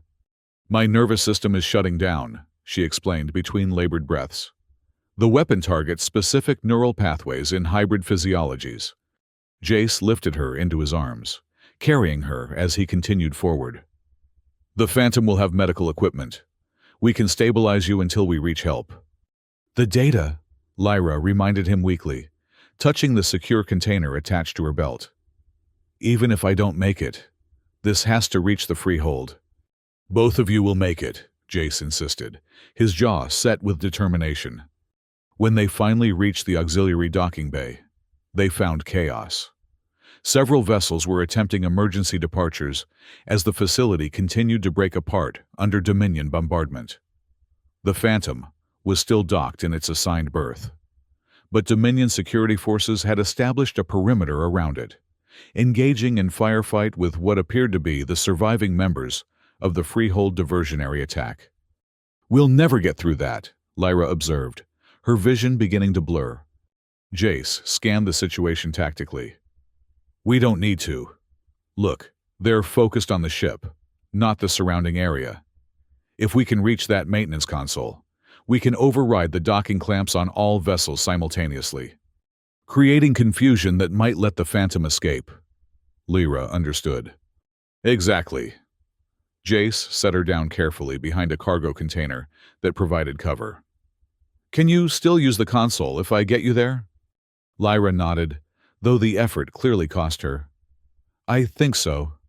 My hands aren't responding well, but my mind is still clear." "Good enough."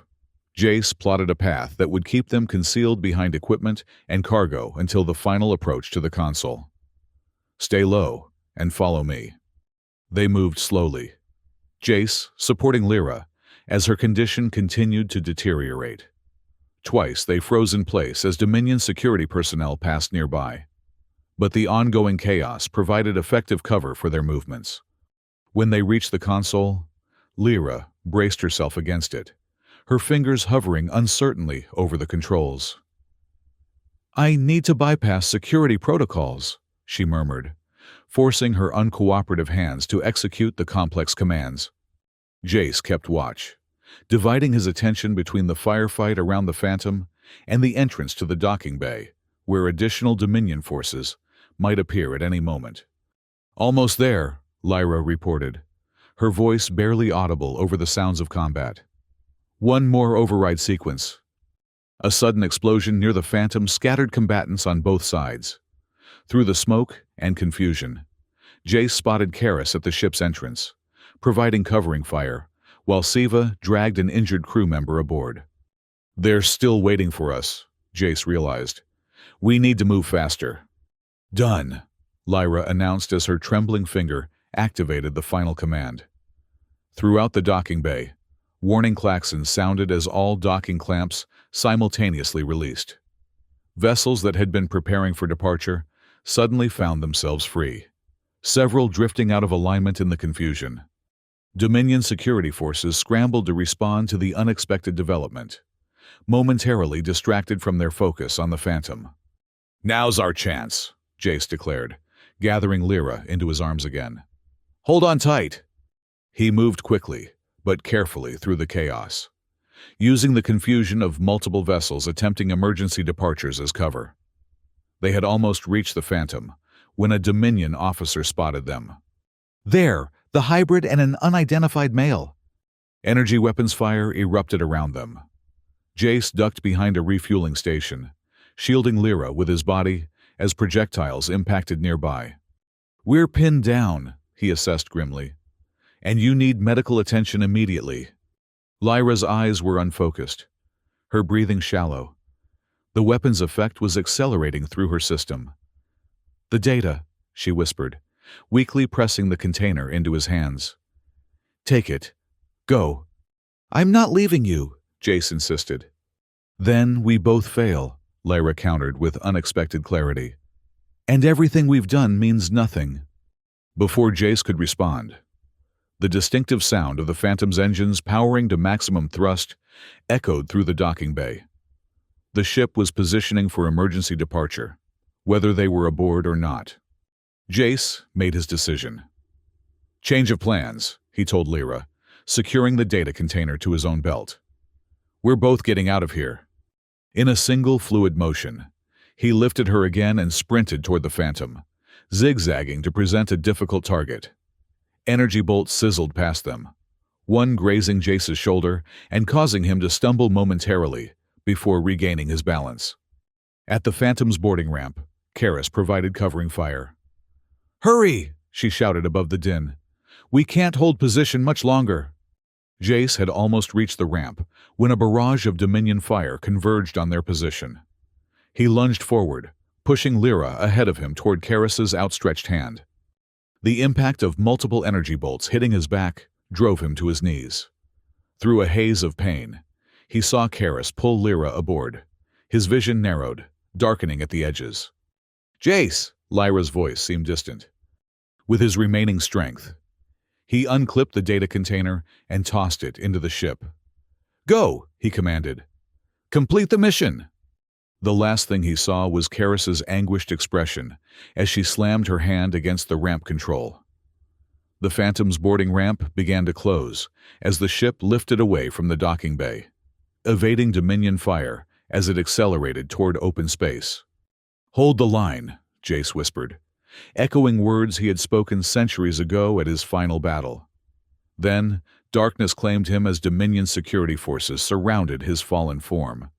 Aboard the Phantom, Lyra fought against both the weapon's debilitating effects and the crew's efforts to secure her for emergency departure. "We have to go back," she insisted weakly. "We can't leave him." "We have no choice," Mira replied from the pilot station, executing evasive maneuvers as they cleared the docking bay. "Commander Arden knew the risks. He gave us this chance. We can't waste it." The ship shuddered as it absorbed weapons fire from the facility's defensive batteries. Behind them, Black Harbor continued to break apart under the combined effects of internal explosions and Dominion bombardment. "Setting course for emergency rendezvous coordinates," Mira announced as they accelerated away from the doomed facility. "Seva, get Lyra to medical immediately. The weapon's effects need to be neutralized before permanent damage occurs." As they helped her to the ship's small medical bay, Lyra clutched the data container Jace had sacrificed himself to save. Through her deteriorating consciousness, a singular thought remained clear. She would not let his sacrifice be in vain. The medical systems aboard the Phantom were rudimentary, but effective. Seva administered a broad-spectrum neural stabilizer, while diagnostic equipment assessed the weapon's impact on Lyra's hybrid physiology. "The degradation has slowed," Seva reported after several tense minutes. "But we need more specialized treatment to reverse the effects completely." "Where?" Lyra asked, her voice stronger but still strained. "Sanctuary base is under attack." "Emergency Protocol Epsilon," Mira's voice came through the intercom. "All surviving Freehold vessels are converging on Epsilon Station, our last redoubt." "Epsilon Station," Lyra repeated, remembering Jace's mention of the fallback point. "How long?" 6 hours at maximum sustainable speed," Mira replied. "We've evaded immediate pursuit, but long-range sensors indicate Dominion patrols throughout the sector. It won't be an easy journey." Lyra closed her eyes, focusing on controlling the tremors that still racked her body. "Jace knew," she said after a moment. "He knew he might not make it out. That's why he insisted on carrying the data himself at the end." "Commander Arden was a tactical genius," Mira acknowledged. "He would have calculated all possible outcomes and made his decision accordingly. But to sacrifice himself after surviving 3 centuries—" "That's who he was," Mira replied simply. "The legends about him were true. He never asked his people to take risks he wouldn't take himself." As the Phantom navigated carefully through Dominion-controlled space, Lyra drifted in and out of consciousness. The neural stabilizers could only do so much against a weapon specifically designed to target her genetic makeup. During periods of lucidity, she worked with Seva to analyze the weapon data, identifying potential countermeasures that might be developed once they reached Epsilon Station. 5 hours into their journey, proximity alarms blared throughout the ship. Mira's tense voice came over the intercom. "Dominion interceptors on approach. Battle stations." Lyra forced herself from the medical bed despite Seva's protests. "I need to see what we're facing." Supported by Seva, she made her way to the bridge where Mira and Karis were preparing defensive systems. On the main display, 3 Dominion vessels were visible, moving to intercept their course. "Can we outrun them?" Lyra asked. Mira shook her head grimly. "Not all 3. Our best option is to adjust course toward the Ceres Nebula. The electromagnetic interference might confuse their tracking systems, long enough for us to slip past." "The nebula will affect our navigation too," Karis pointed out. "We could end up significantly off course." "Better delayed than dead," Mira replied, already adjusting their trajectory. As the Phantom altered course, the Dominion vessels adjusted to match. Their superior speed allowed them to gain steadily on the fleeing ship. "They're within weapons range," Karis reported tensely. "Incoming fire." The ship shuddered as energy blasts impacted their shields. Mira executed a series of evasive maneuvers, but with 3 pursuers coordinating their attack, each successive hit came closer to penetrating their defenses. "Shields at 60%, Seva announced from the engineering station. "We can't sustain this level of damage and reach the nebula." Lyra studied the tactical display, an idea forming. "The nebula isn't our only option. There's a gravity well from that dwarf star at coordinates 227 Mark 43. If we can get close enough, we could use it for a slingshot maneuver." "That's dangerously close to the star's radiation belt," Mira objected. "But the Dominion ships are larger with more sensitive equipment," Lyra countered. "They'd have to maintain greater distance or risk system failure." Mira considered for only a moment before nodding sharply. "Adjusting course. Everyone secure for high-G maneuvers. The Phantom banked sharply, accelerating toward the distant star. The unexpected change in trajectory momentarily confused the pursuing vessels, buying precious seconds as they adjusted their intercept course. "They've realized our intention," Karras reported. "They're spreading out to cut off potential exit vectors." "Let them," Mira replied confidently. "They're thinking conventionally, plotting standard escape trajectories. But we're not going to use a standard approach." As they neared the dwarf star, its gravitational influence began to affect the ship's systems. Warning indicators flashed as radiation levels increased and the hull temperature rose steadily. "Diverting additional power to radiation shielding," Seva announced. "But we can't maintain this indefinitely." Mira focused intensely on navigating the increasingly dangerous approach. "Calculate optimal slingshot trajectory based on pursuing vessels' current positions." Lyra worked the calculations despite her condition, her scientific training proving valuable even as the weapon's effects continued to plague her. Trajectory plotted. "We'll need to execute a precise burn at periapsis to achieve maximum acceleration. The Dominion vessels are maintaining pursuit, but increasing their distance from the star's radiation belt," Karras reported. "They're attempting to establish a containment perimeter at safe distance." "Exactly as predicted," Mira confirmed with grim satisfaction. "Approaching periapsis in 30 seconds. All power to engines on my mark." The Phantom curved around the dwarf star's gravity well, accelerating as natural forces combined with engine power to fling the ship along a trajectory no pursuit vessel had anticipated. For a brief moment, they experienced crushing G-forces as the maneuver executed perfectly. "We've broken their containment pattern," Karras announced triumphantly. "Clear vector to Epsilon coordinates." "Don't celebrate yet," Mira cautioned. "They'll regroup and pursue once they calculate our new trajectory. Maximum speed to Epsilon station." Lyra collapsed into a nearby seat, the exertion having depleted her already compromised energy reserves. "Will we make it?" she asked weakly. "We will," Mira assured her, with fierce determination. "Commander Arden's sacrifice won't be in vain. The data will reach the Freehold, and his legacy will continue." As the Phantom raced toward Epsilon Station, Lyra thought about Jace, a man out of time who had given everything to preserve a future he would never see. Whether he had been killed or recaptured, his actions had ensured their mission's success. Now, it fell to them to complete what he had started. An hour later, the distinctive outline of Epsilon Station appeared on their sensors, a massive orbital platform built into an asteroid belt, its design deliberately irregular to camouflage its true nature. Originally, a mining operation, the station had been secretly converted to serve as the Freehold's final fallback position. "Approaching Epsilon Station," Mira announced, "transmitting recognition codes." Long moments passed before a response came through. "Recognition codes acknowledged. Proceed to Emergency Docking Bay Alpha. Medical team standing by." Relief spread through the crew as they realized Sanctuary Base had managed to evacuate key personnel before the Dominion attack. The Freehold had been wounded, but not destroyed.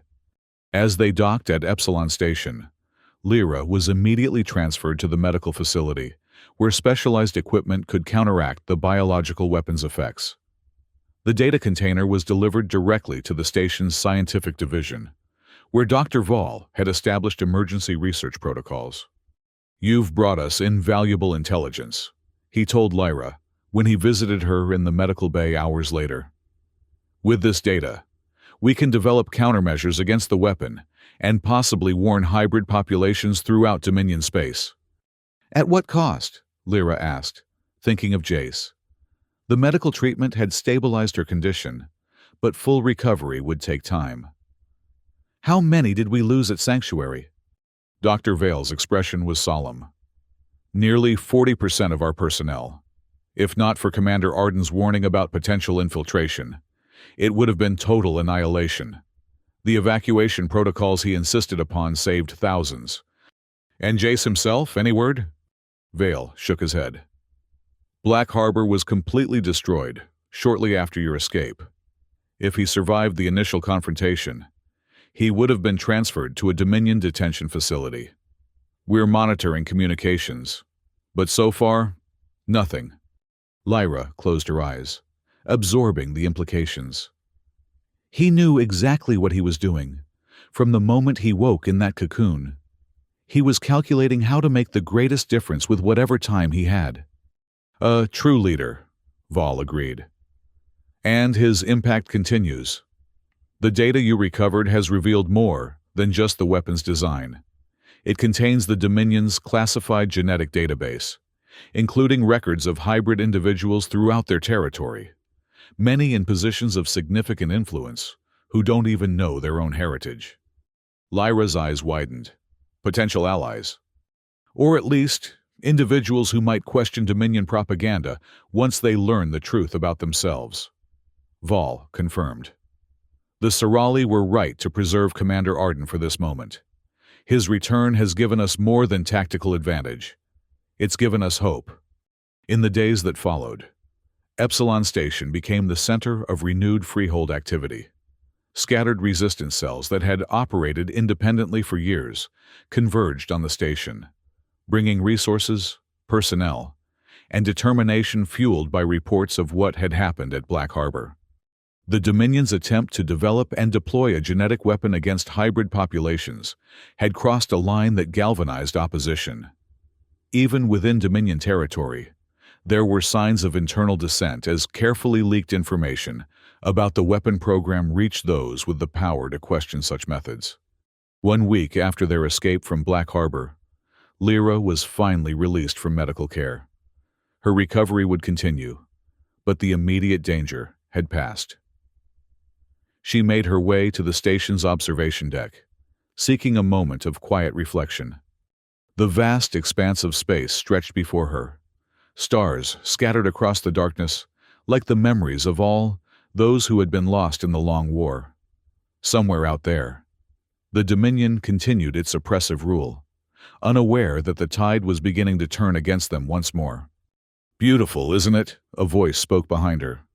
Lyra turned to find Admiral Reeves approaching, her expression thoughtful as she gazed out at the stars. "It is," Lyra agreed. "Worth fighting for." "Commander Arden thought so," Reeves said quietly. 300 years ago and again in our time. They stood in companionable silence for a moment before the Admiral continued. "The Council has been reviewing our strategic position. With the data you recovered and the influx of new resistance cells joining our cause, we have an opportunity we haven't had in decades. To strike back? To reclaim what was lost," Reeves corrected. "Not just territory, but truth. The Dominion's power has always depended on controlling information, erasing history that contradicts their narrative of genetic superiority." Lyra thought about the whisper that had drawn her to Jace's cocoon. What if we could reach everyone like me, all the hybrids living under Dominion rule, who don't know what they are or what they might be capable of? "That's precisely what the Council wants to discuss with you," Reeves replied. "Your experience with the Sirali communication resonance, combined with Dr. Val's research, suggests possibilities we hadn't considered before." She gestured toward the command center. "They're waiting, if you're ready." Lyra took one last look at the stars before nodding. "I'm ready." In the command center, the surviving Freehold leadership had assembled around a holographic display showing known Dominion territory. Dr. Vale was presenting findings based on the recovered data. The distribution of hybrid individuals throughout Dominion space is far more extensive than even they realized, he explained. Their obsession with genetic purity led them to classify even minimal non-human heritage as contamination requiring monitoring. "How many are we talking about?" asked a council member. "Millions," Val replied. "Perhaps tens of millions. Most living ordinary lives with no knowledge of their true heritage." "And you believe we can somehow reach them?" another council member asked skeptically. "Not all," Val acknowledged. "But those with Sirali lineage might be receptive to a specific type of communication, one that bypasses conventional channels. All eyes turned to Lyra, who stepped forward hesitantly. When I heard the whisper from Commander Arden's Cocoon, it wasn't through normal sensory channels. It was a direct neural connection, something the Dominion has never been able to replicate or block. You're suggesting we broadcast a message that only those with Sorali heritage can receive? Admiral Reeves clarified. Not exactly, Lyra corrected. The resonance isn't exclusive to Sorali hybrids, though they're most sensitive to it.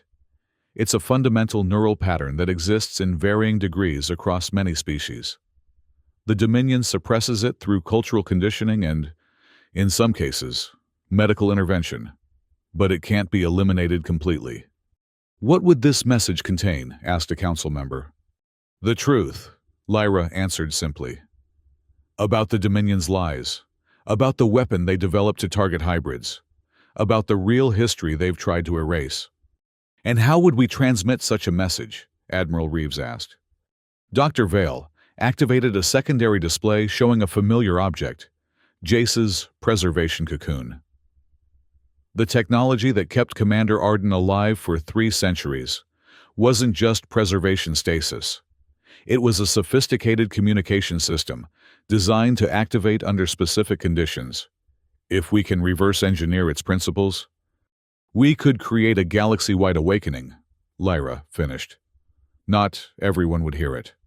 Not everyone who heard would respond, but enough might question their allegiance to make a difference. The council members exchanged troubled glances. This sounds dangerously close to mass manipulation, one objected. How would that make us different from the Dominion? The difference, Lyra replied firmly, is that we would be sharing truth, not imposing lies. Each person who receives the message would still make their own choice. We would simply be providing information the Dominion has denied them. After lengthy debate, the Council authorized the project with cautious optimism. Work began immediately, with Lyra and Dr. Vale leading a team to understand and replicate the Cocoon's communication technology. Weeks passed as they made incremental progress. The technology was complex beyond anything in current scientific understanding, blending organic and inorganic components in ways that defied conventional analysis. Yet, slowly, patterns emerged, and theories solidified into practical applications. Throughout this period, Epsilon Station continued to receive refugees and resistance fighters from across Dominion space. The destruction of Sanctuary Base had been a severe blow, but it had also forced the Freehold to adapt and evolve. No longer centralized, the Resistance now operated as a network of semi-autonomous cells, coordinated through Epsilon Station's secure communications. 3 months after their escape from Black Harbor, Lyra stood in the station's main communication center, observing final preparations for what they had come to call the Awakening. A modified transmission array had been constructed based on principles derived from the Cocoon technology, capable of generating the specific neural resonance pattern that had reached her months ago. Ready to make history? Dr. Vale asked, joining her at the central console. Ready to share history, Lyra corrected with a small smile. Everything depends on how many hear the message and how they respond. Admiral Reeves entered the communication center, accompanied by the remaining council members. All defensive systems are at maximum readiness, she reported. Once this transmission begins, we must assume the Dominion will detect unusual energy patterns, even if they can't interpret the content. Understood, Lyra acknowledged. The transmission itself will only last 17 minutes. That's the optimal duration for neural imprinting without risking recipient damage. And the message content? Lyra gestured to a data crystal inserted into the transmission array. A condensed but accurate account of Dominion genetic manipulation, the attempted deployment of the biological weapon, and the existence of millions of hybrids throughout their territory. Plus, she hesitated, then continued. Commander Arden's final orders. Hold the line, Admiral Reeves quoted softly. Yes, Lyra confirmed. A reminder that resistance is possible, That unity across artificial divisions is our strength. With the Council's authorization, final activation sequences began. The transmission array hummed with building energy as specialized emitters aligned to create the necessary resonance pattern.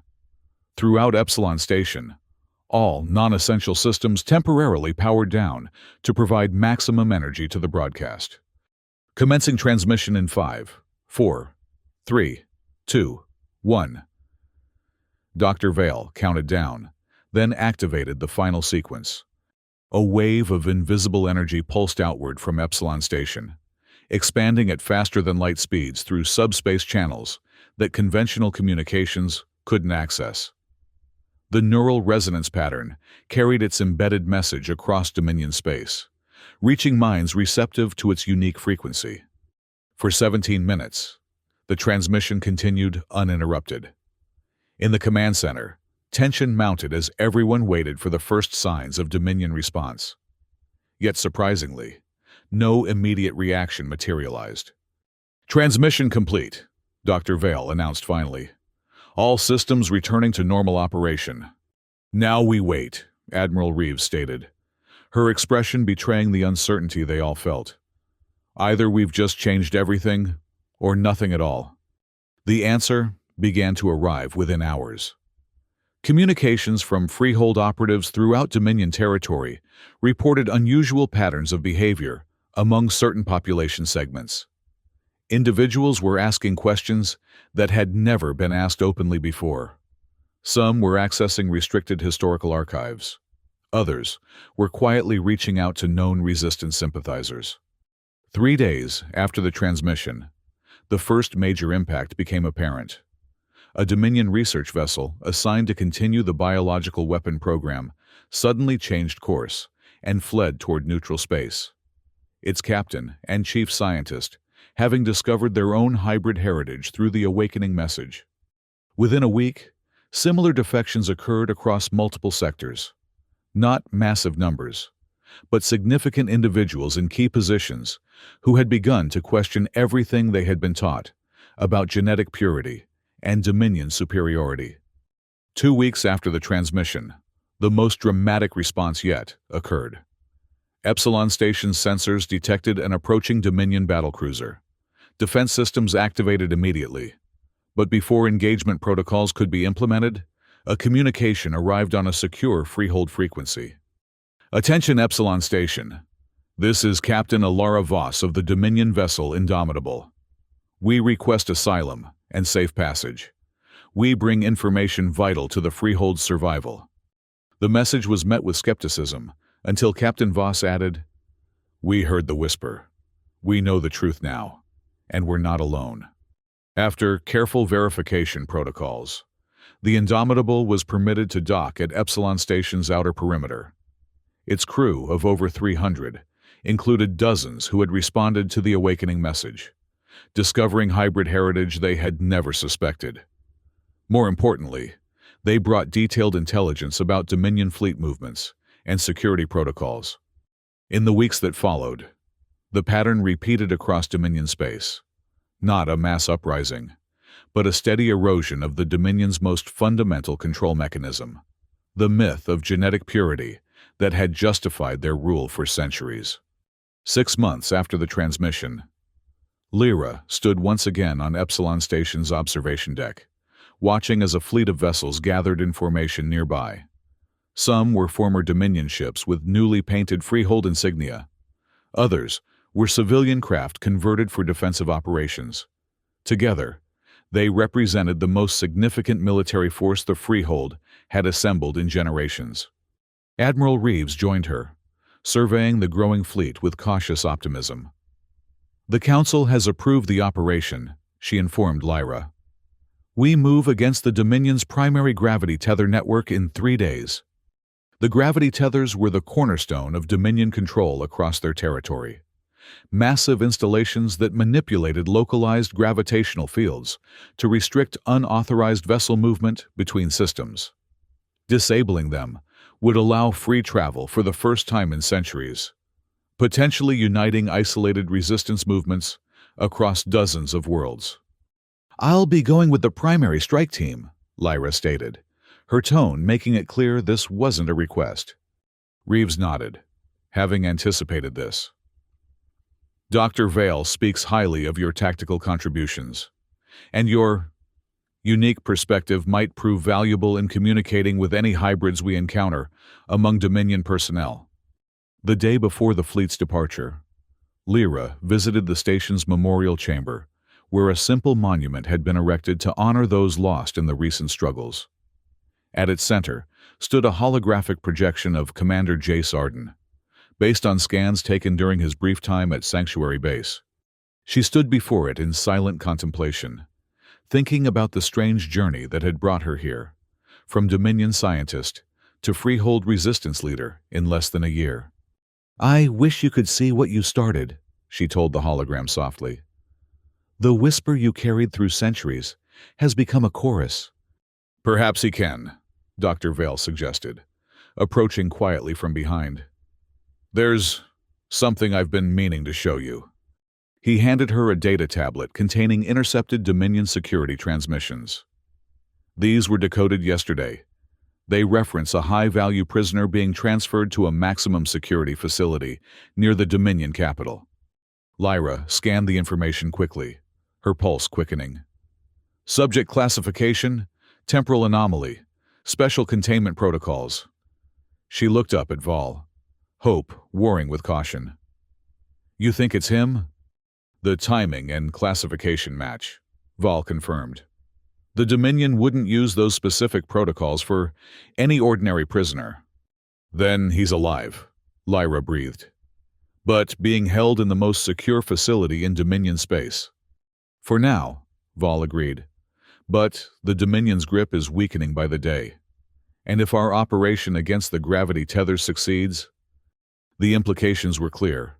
If they could disable the tether network, a rescue operation might become possible. Difficult and dangerous, but not impossible. Lyra looked back at the holographic memorial, resolve hardening within her. "Then we'd better make sure it succeeds." The following day, she boarded the command vessel alongside Admiral Reeves and the primary strike force leadership.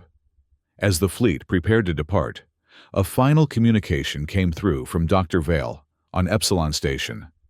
"We've confirmed it." His voice carried clear excitement despite the encrypted channel. "The prisoner is definitely Commander Arden. And there's more.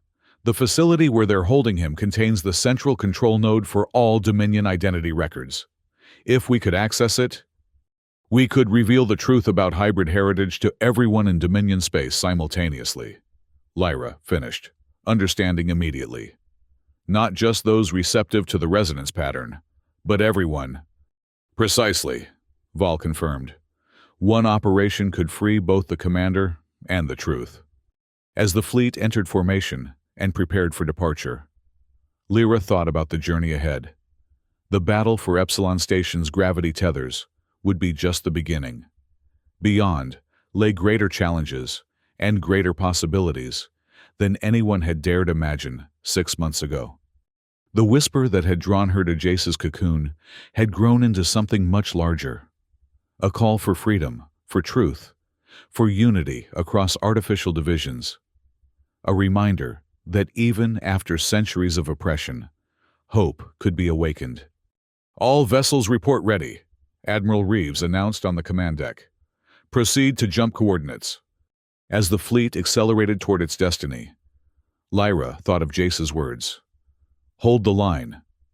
The Freehold had done more than hold. It had begun to advance. And somewhere ahead, a warrior who had slept 300 years waited to rejoin the battle he had never truly left. The assault on Epsilon Station's gravity tethers proved to be the turning point that historians would later mark as the beginning of the Dominion's fall. With precise coordination and tactical brilliance inspired by Commander Arden's earlier strategies, the Freehold fleet disabled the massive installations that had restricted free movement for centuries. Lyra led a specialized strike team aboard the primary control platform, using her scientific knowledge to identify critical systems, while her growing tactical skills guided their approach. When Dominion forces mounted a desperate counterattack, she found herself making decisions that would have been unimaginable during her previous life as a Dominion scientist. "Reroute power from secondary shields to weapon systems," she ordered, as their position came under heavy fire. "We need to hold this junction until the demolition team completes their work." Around her, Freehold operatives, many former Dominion personnel who had responded to the awakening, executed her commands with disciplined efficiency. They had come to respect the hybrid scientist whose unique perspective bridged divided worlds. When the gravity tethers finally failed, the effect rippled across Dominion space. Worlds that had been isolated for generations suddenly found themselves able to communicate and travel freely.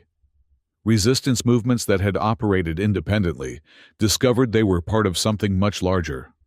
The Dominion's response was predictably harsh. Martial law declared across major systems, increased security presence, public executions of suspected resistance sympathizers. But these measures only accelerated their decline as more citizens witnessed the brutality firsthand and began questioning the regime they had blindly accepted. 3 weeks after the successful Epsilon operation, Lyra stood before the Freehold Council, presenting plans for what many considered an impossible mission. "The Dominion Central Security Complex on Aurelius Prime," she explained, indicating a heavily fortified installation on the holographic display. "Based on intelligence from defectors and our own reconnaissance, we've confirmed this is where they're holding Commander Arden." "That's the most heavily guarded facility in Dominion space," objected a council member. "Even with our recent successes, a direct assault would be suicide." "Which is why we're not proposing a direct assault," Lyra countered, "but a precision extraction operation combined with a secondary objective." She activated a different section of the display, showing the facility's central data core. "This is the Dominion's primary identity database, the repository of all genetic classification records for citizens across their territory." Admiral Reeves leaned forward with interest. "And you believe we can access both the detention level and the data core?" "With the right team, yes," Lyra confirmed. "I've been working with Dr. Vall to develop a modified version of the resonance technology we used for the awakening. If we can place a transmitter within the facility's central communication hub, we could broadcast the truth about Dominion genetic manipulation directly through their own network, revealing to every citizen their true heritage." Reeves understood immediately. The Dominion's foundation of genetic purity would collapse overnight. After intense debate, the Council approved the operation with one significant condition. Lyra would remain on the command vessel, coordinating the mission rather than participating directly. Her knowledge of both the resonance technology and Dominion security systems made her too valuable to risk on the ground. She accepted this restriction reluctantly, knowing it was the logical decision, even as she wished to be part of the team that would attempt to free Jace. Instead, she focused on preparing the specialized equipment they would need and training the strike team in its use. The operation was scheduled to coincide with a Dominion Unity Day celebration, when security would be partially redeployed to ceremonial duties. Using a captured Dominion administrative vessel with authenticated credentials, the strike team would approach Aurelius Prime under the guise of routine inspection personnel. On the day of the mission, Lyra monitored communications from the command vessel positioned at the edge of the Aurelius system. The strike team's progress appeared on tactical displays as they successfully passed initial security checkpoints and docked at the administrative level of the Central Security Complex. "Team Alpha has cleared primary security," reported the mission commander. "Proceeding to Central Hub for transmitter placement." "Team Beta moving toward detention level," came a second report. "No resistance encountered yet." Lyra exchanged glances with Admiral Reeves, both recognizing that the initial phase was proceeding too smoothly. "Maintain alert status," Reeves ordered. "This could be a trap." Her caution proved prescient when alarms suddenly blared across all communication channels. On the tactical display, Security indicators flashed as automated systems activated throughout the complex. "We've been compromised," the Alpha team leader reported urgently. "Security protocols initiating lockdown. Central hub sealed. Beta team cut off from extraction route," came a second report amid sounds of weapons fire. "Heavy resistance at detention-level access points." Lyra's mind raced, analyzing the rapidly deteriorating situation. "The transmitter," she asked quickly.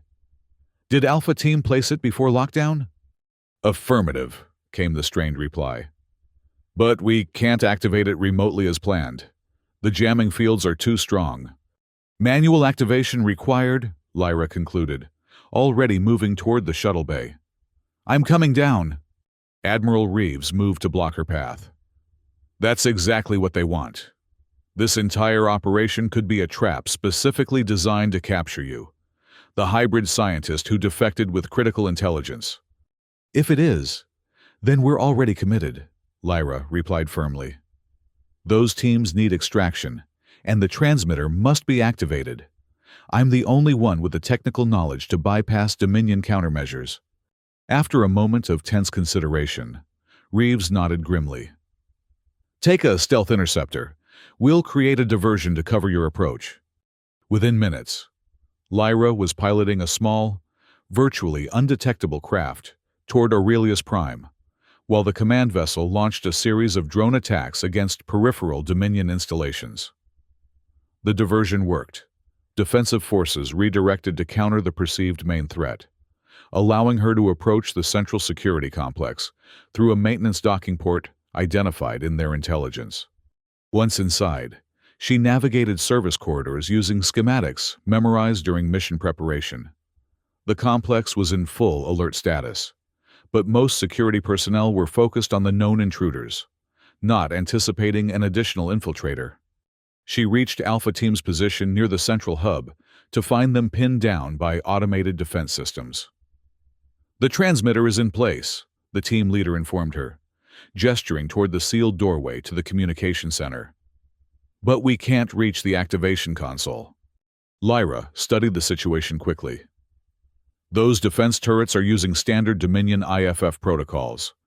I still have active credentials in the system. They might not recognize me as a threat."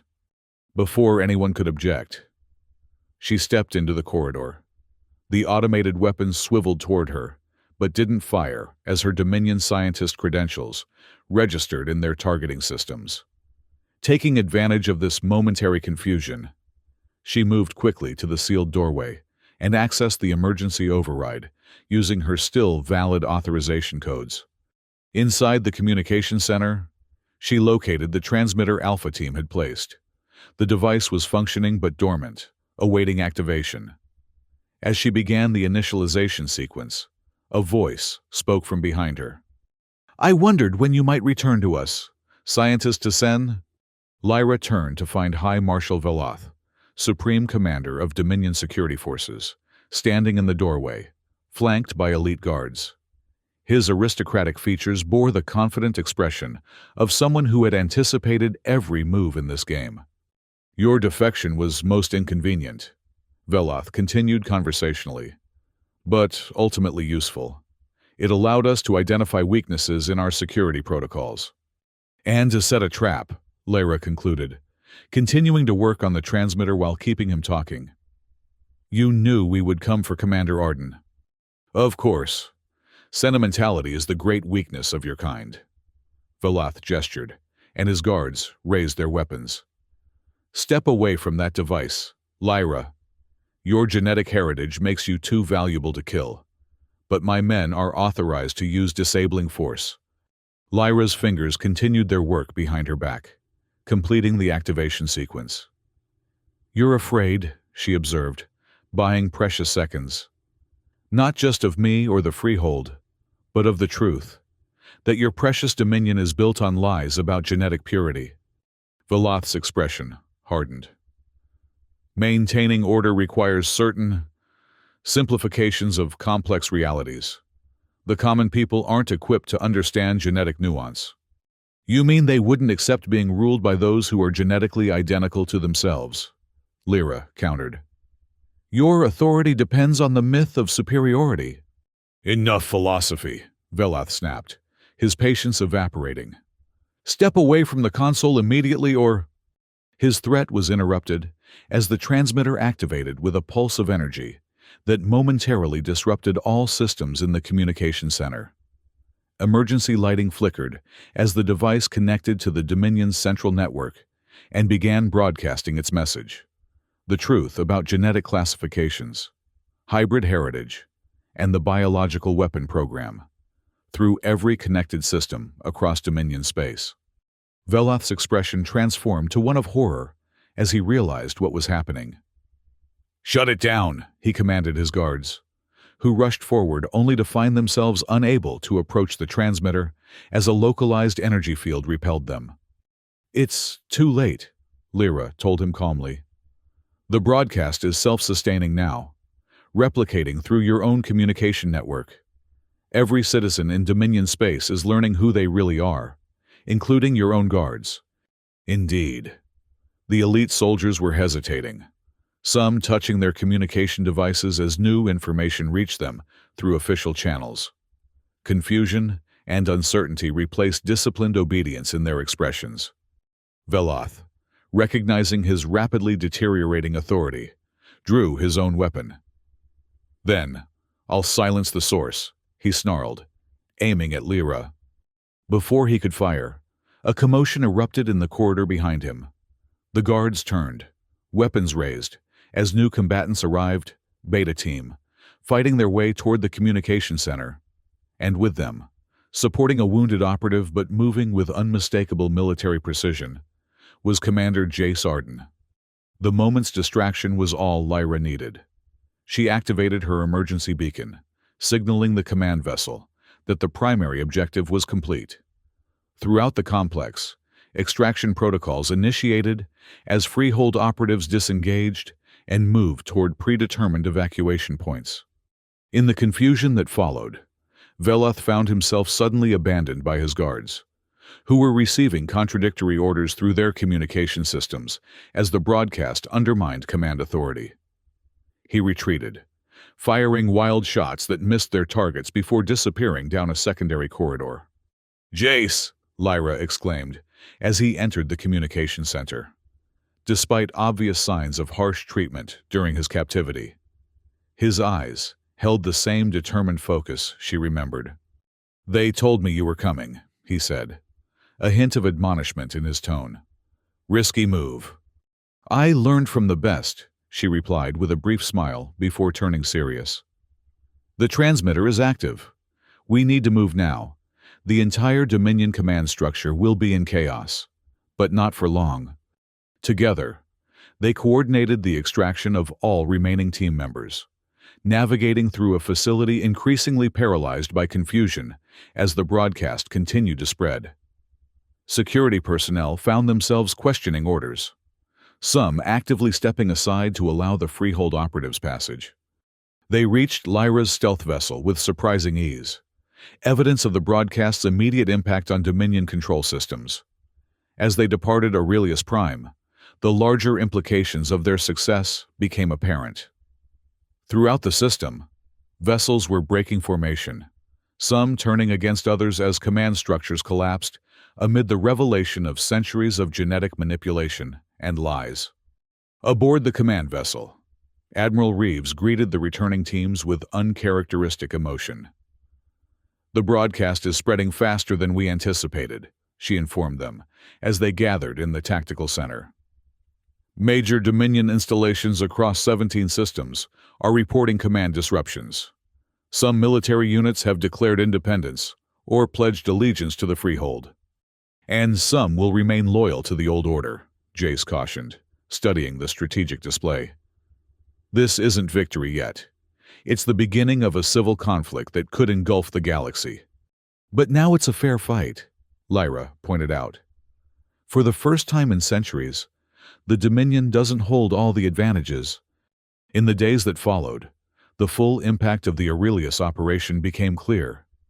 The Dominion, while not defeated, had fractured along lines that no one could have predicted. Systems that had been under iron control for generations declared independence. Military units separated from central command, some fighting among themselves, others joining the growing Freehold Alliance. Most significantly, millions of citizens who discovered their hybrid heritage through the broadcast began questioning the fundamental principles of Dominion society. The myth of genetic purity that had justified oppression for centuries collapsed under the weight of scientific truth. 1 month after the operation, representatives from dozens of newly independent systems gathered at Epsilon Station for what would become known as the Unity Council. Former enemies sat alongside longtime resistance fighters, united by the shared recognition that they had been manipulated by those seeking power. Jace, fully recovered from his captivity, addressed the assembly alongside Lyra, whose unique journey from Dominion scientist to revolutionary had made her a symbol of the possible future. 300 years ago, Jace began, I fought for a freehold that promised equality regardless of origin or genetic heritage. We lost that war, and I slept while generations lived under the shadow of Dominion lies. But something preserved me. Not chance, not alien technology, but the deliberate action of people who believed truth would eventually prevail. He gestured toward Lyra. The Sorali, through their descendants, kept a spark of hope alive across centuries. They waited for the right moment, the right person, to awaken that hope and spread it across the stars. Lyra stepped forward to continue. We stand now at a crossroads. The Dominion as we knew it has fractured, but what replaces it depends on the choices we make today. We can build something better, not a new empire, but a true federation of equals. The Unity Council deliberated for weeks, establishing principles for a new galactic order based on scientific truth rather than manufactured divisions. When they finally emerged with a constitutional framework, it bore little resemblance to either the old Dominion or the original Freehold. Instead, it represented something new, a system that acknowledged the complex reality of shared heritage across artificial boundaries. At the signing ceremony, Jace found Lyra on an observation platform overlooking the gathered representatives. Not how I imagined victory when I went to sleep 3 centuries ago, he admitted. Better? She asked. He considered for a moment before nodding. Different, more complex. But yes, better. The enemy wasn't really the Dominion. It was the lie they built their power upon. And now? Lyra asked. What does a 300-year-old soldier do when the war finally ends? Jace looked out at the stars, the same stars he had fought for in a different era. I'm not sure yet, but I know I don't want to sleep through whatever comes next. As delegates from across formerly Dominion space affixed their signatures to the Unity Accord, Lyra thought about the journey that had brought them here. It had begun with a whisper from an alien cocoon. Wake up, we're losing again, and culminated in a new beginning that no one could have predicted. The Dominion would never fully disappear.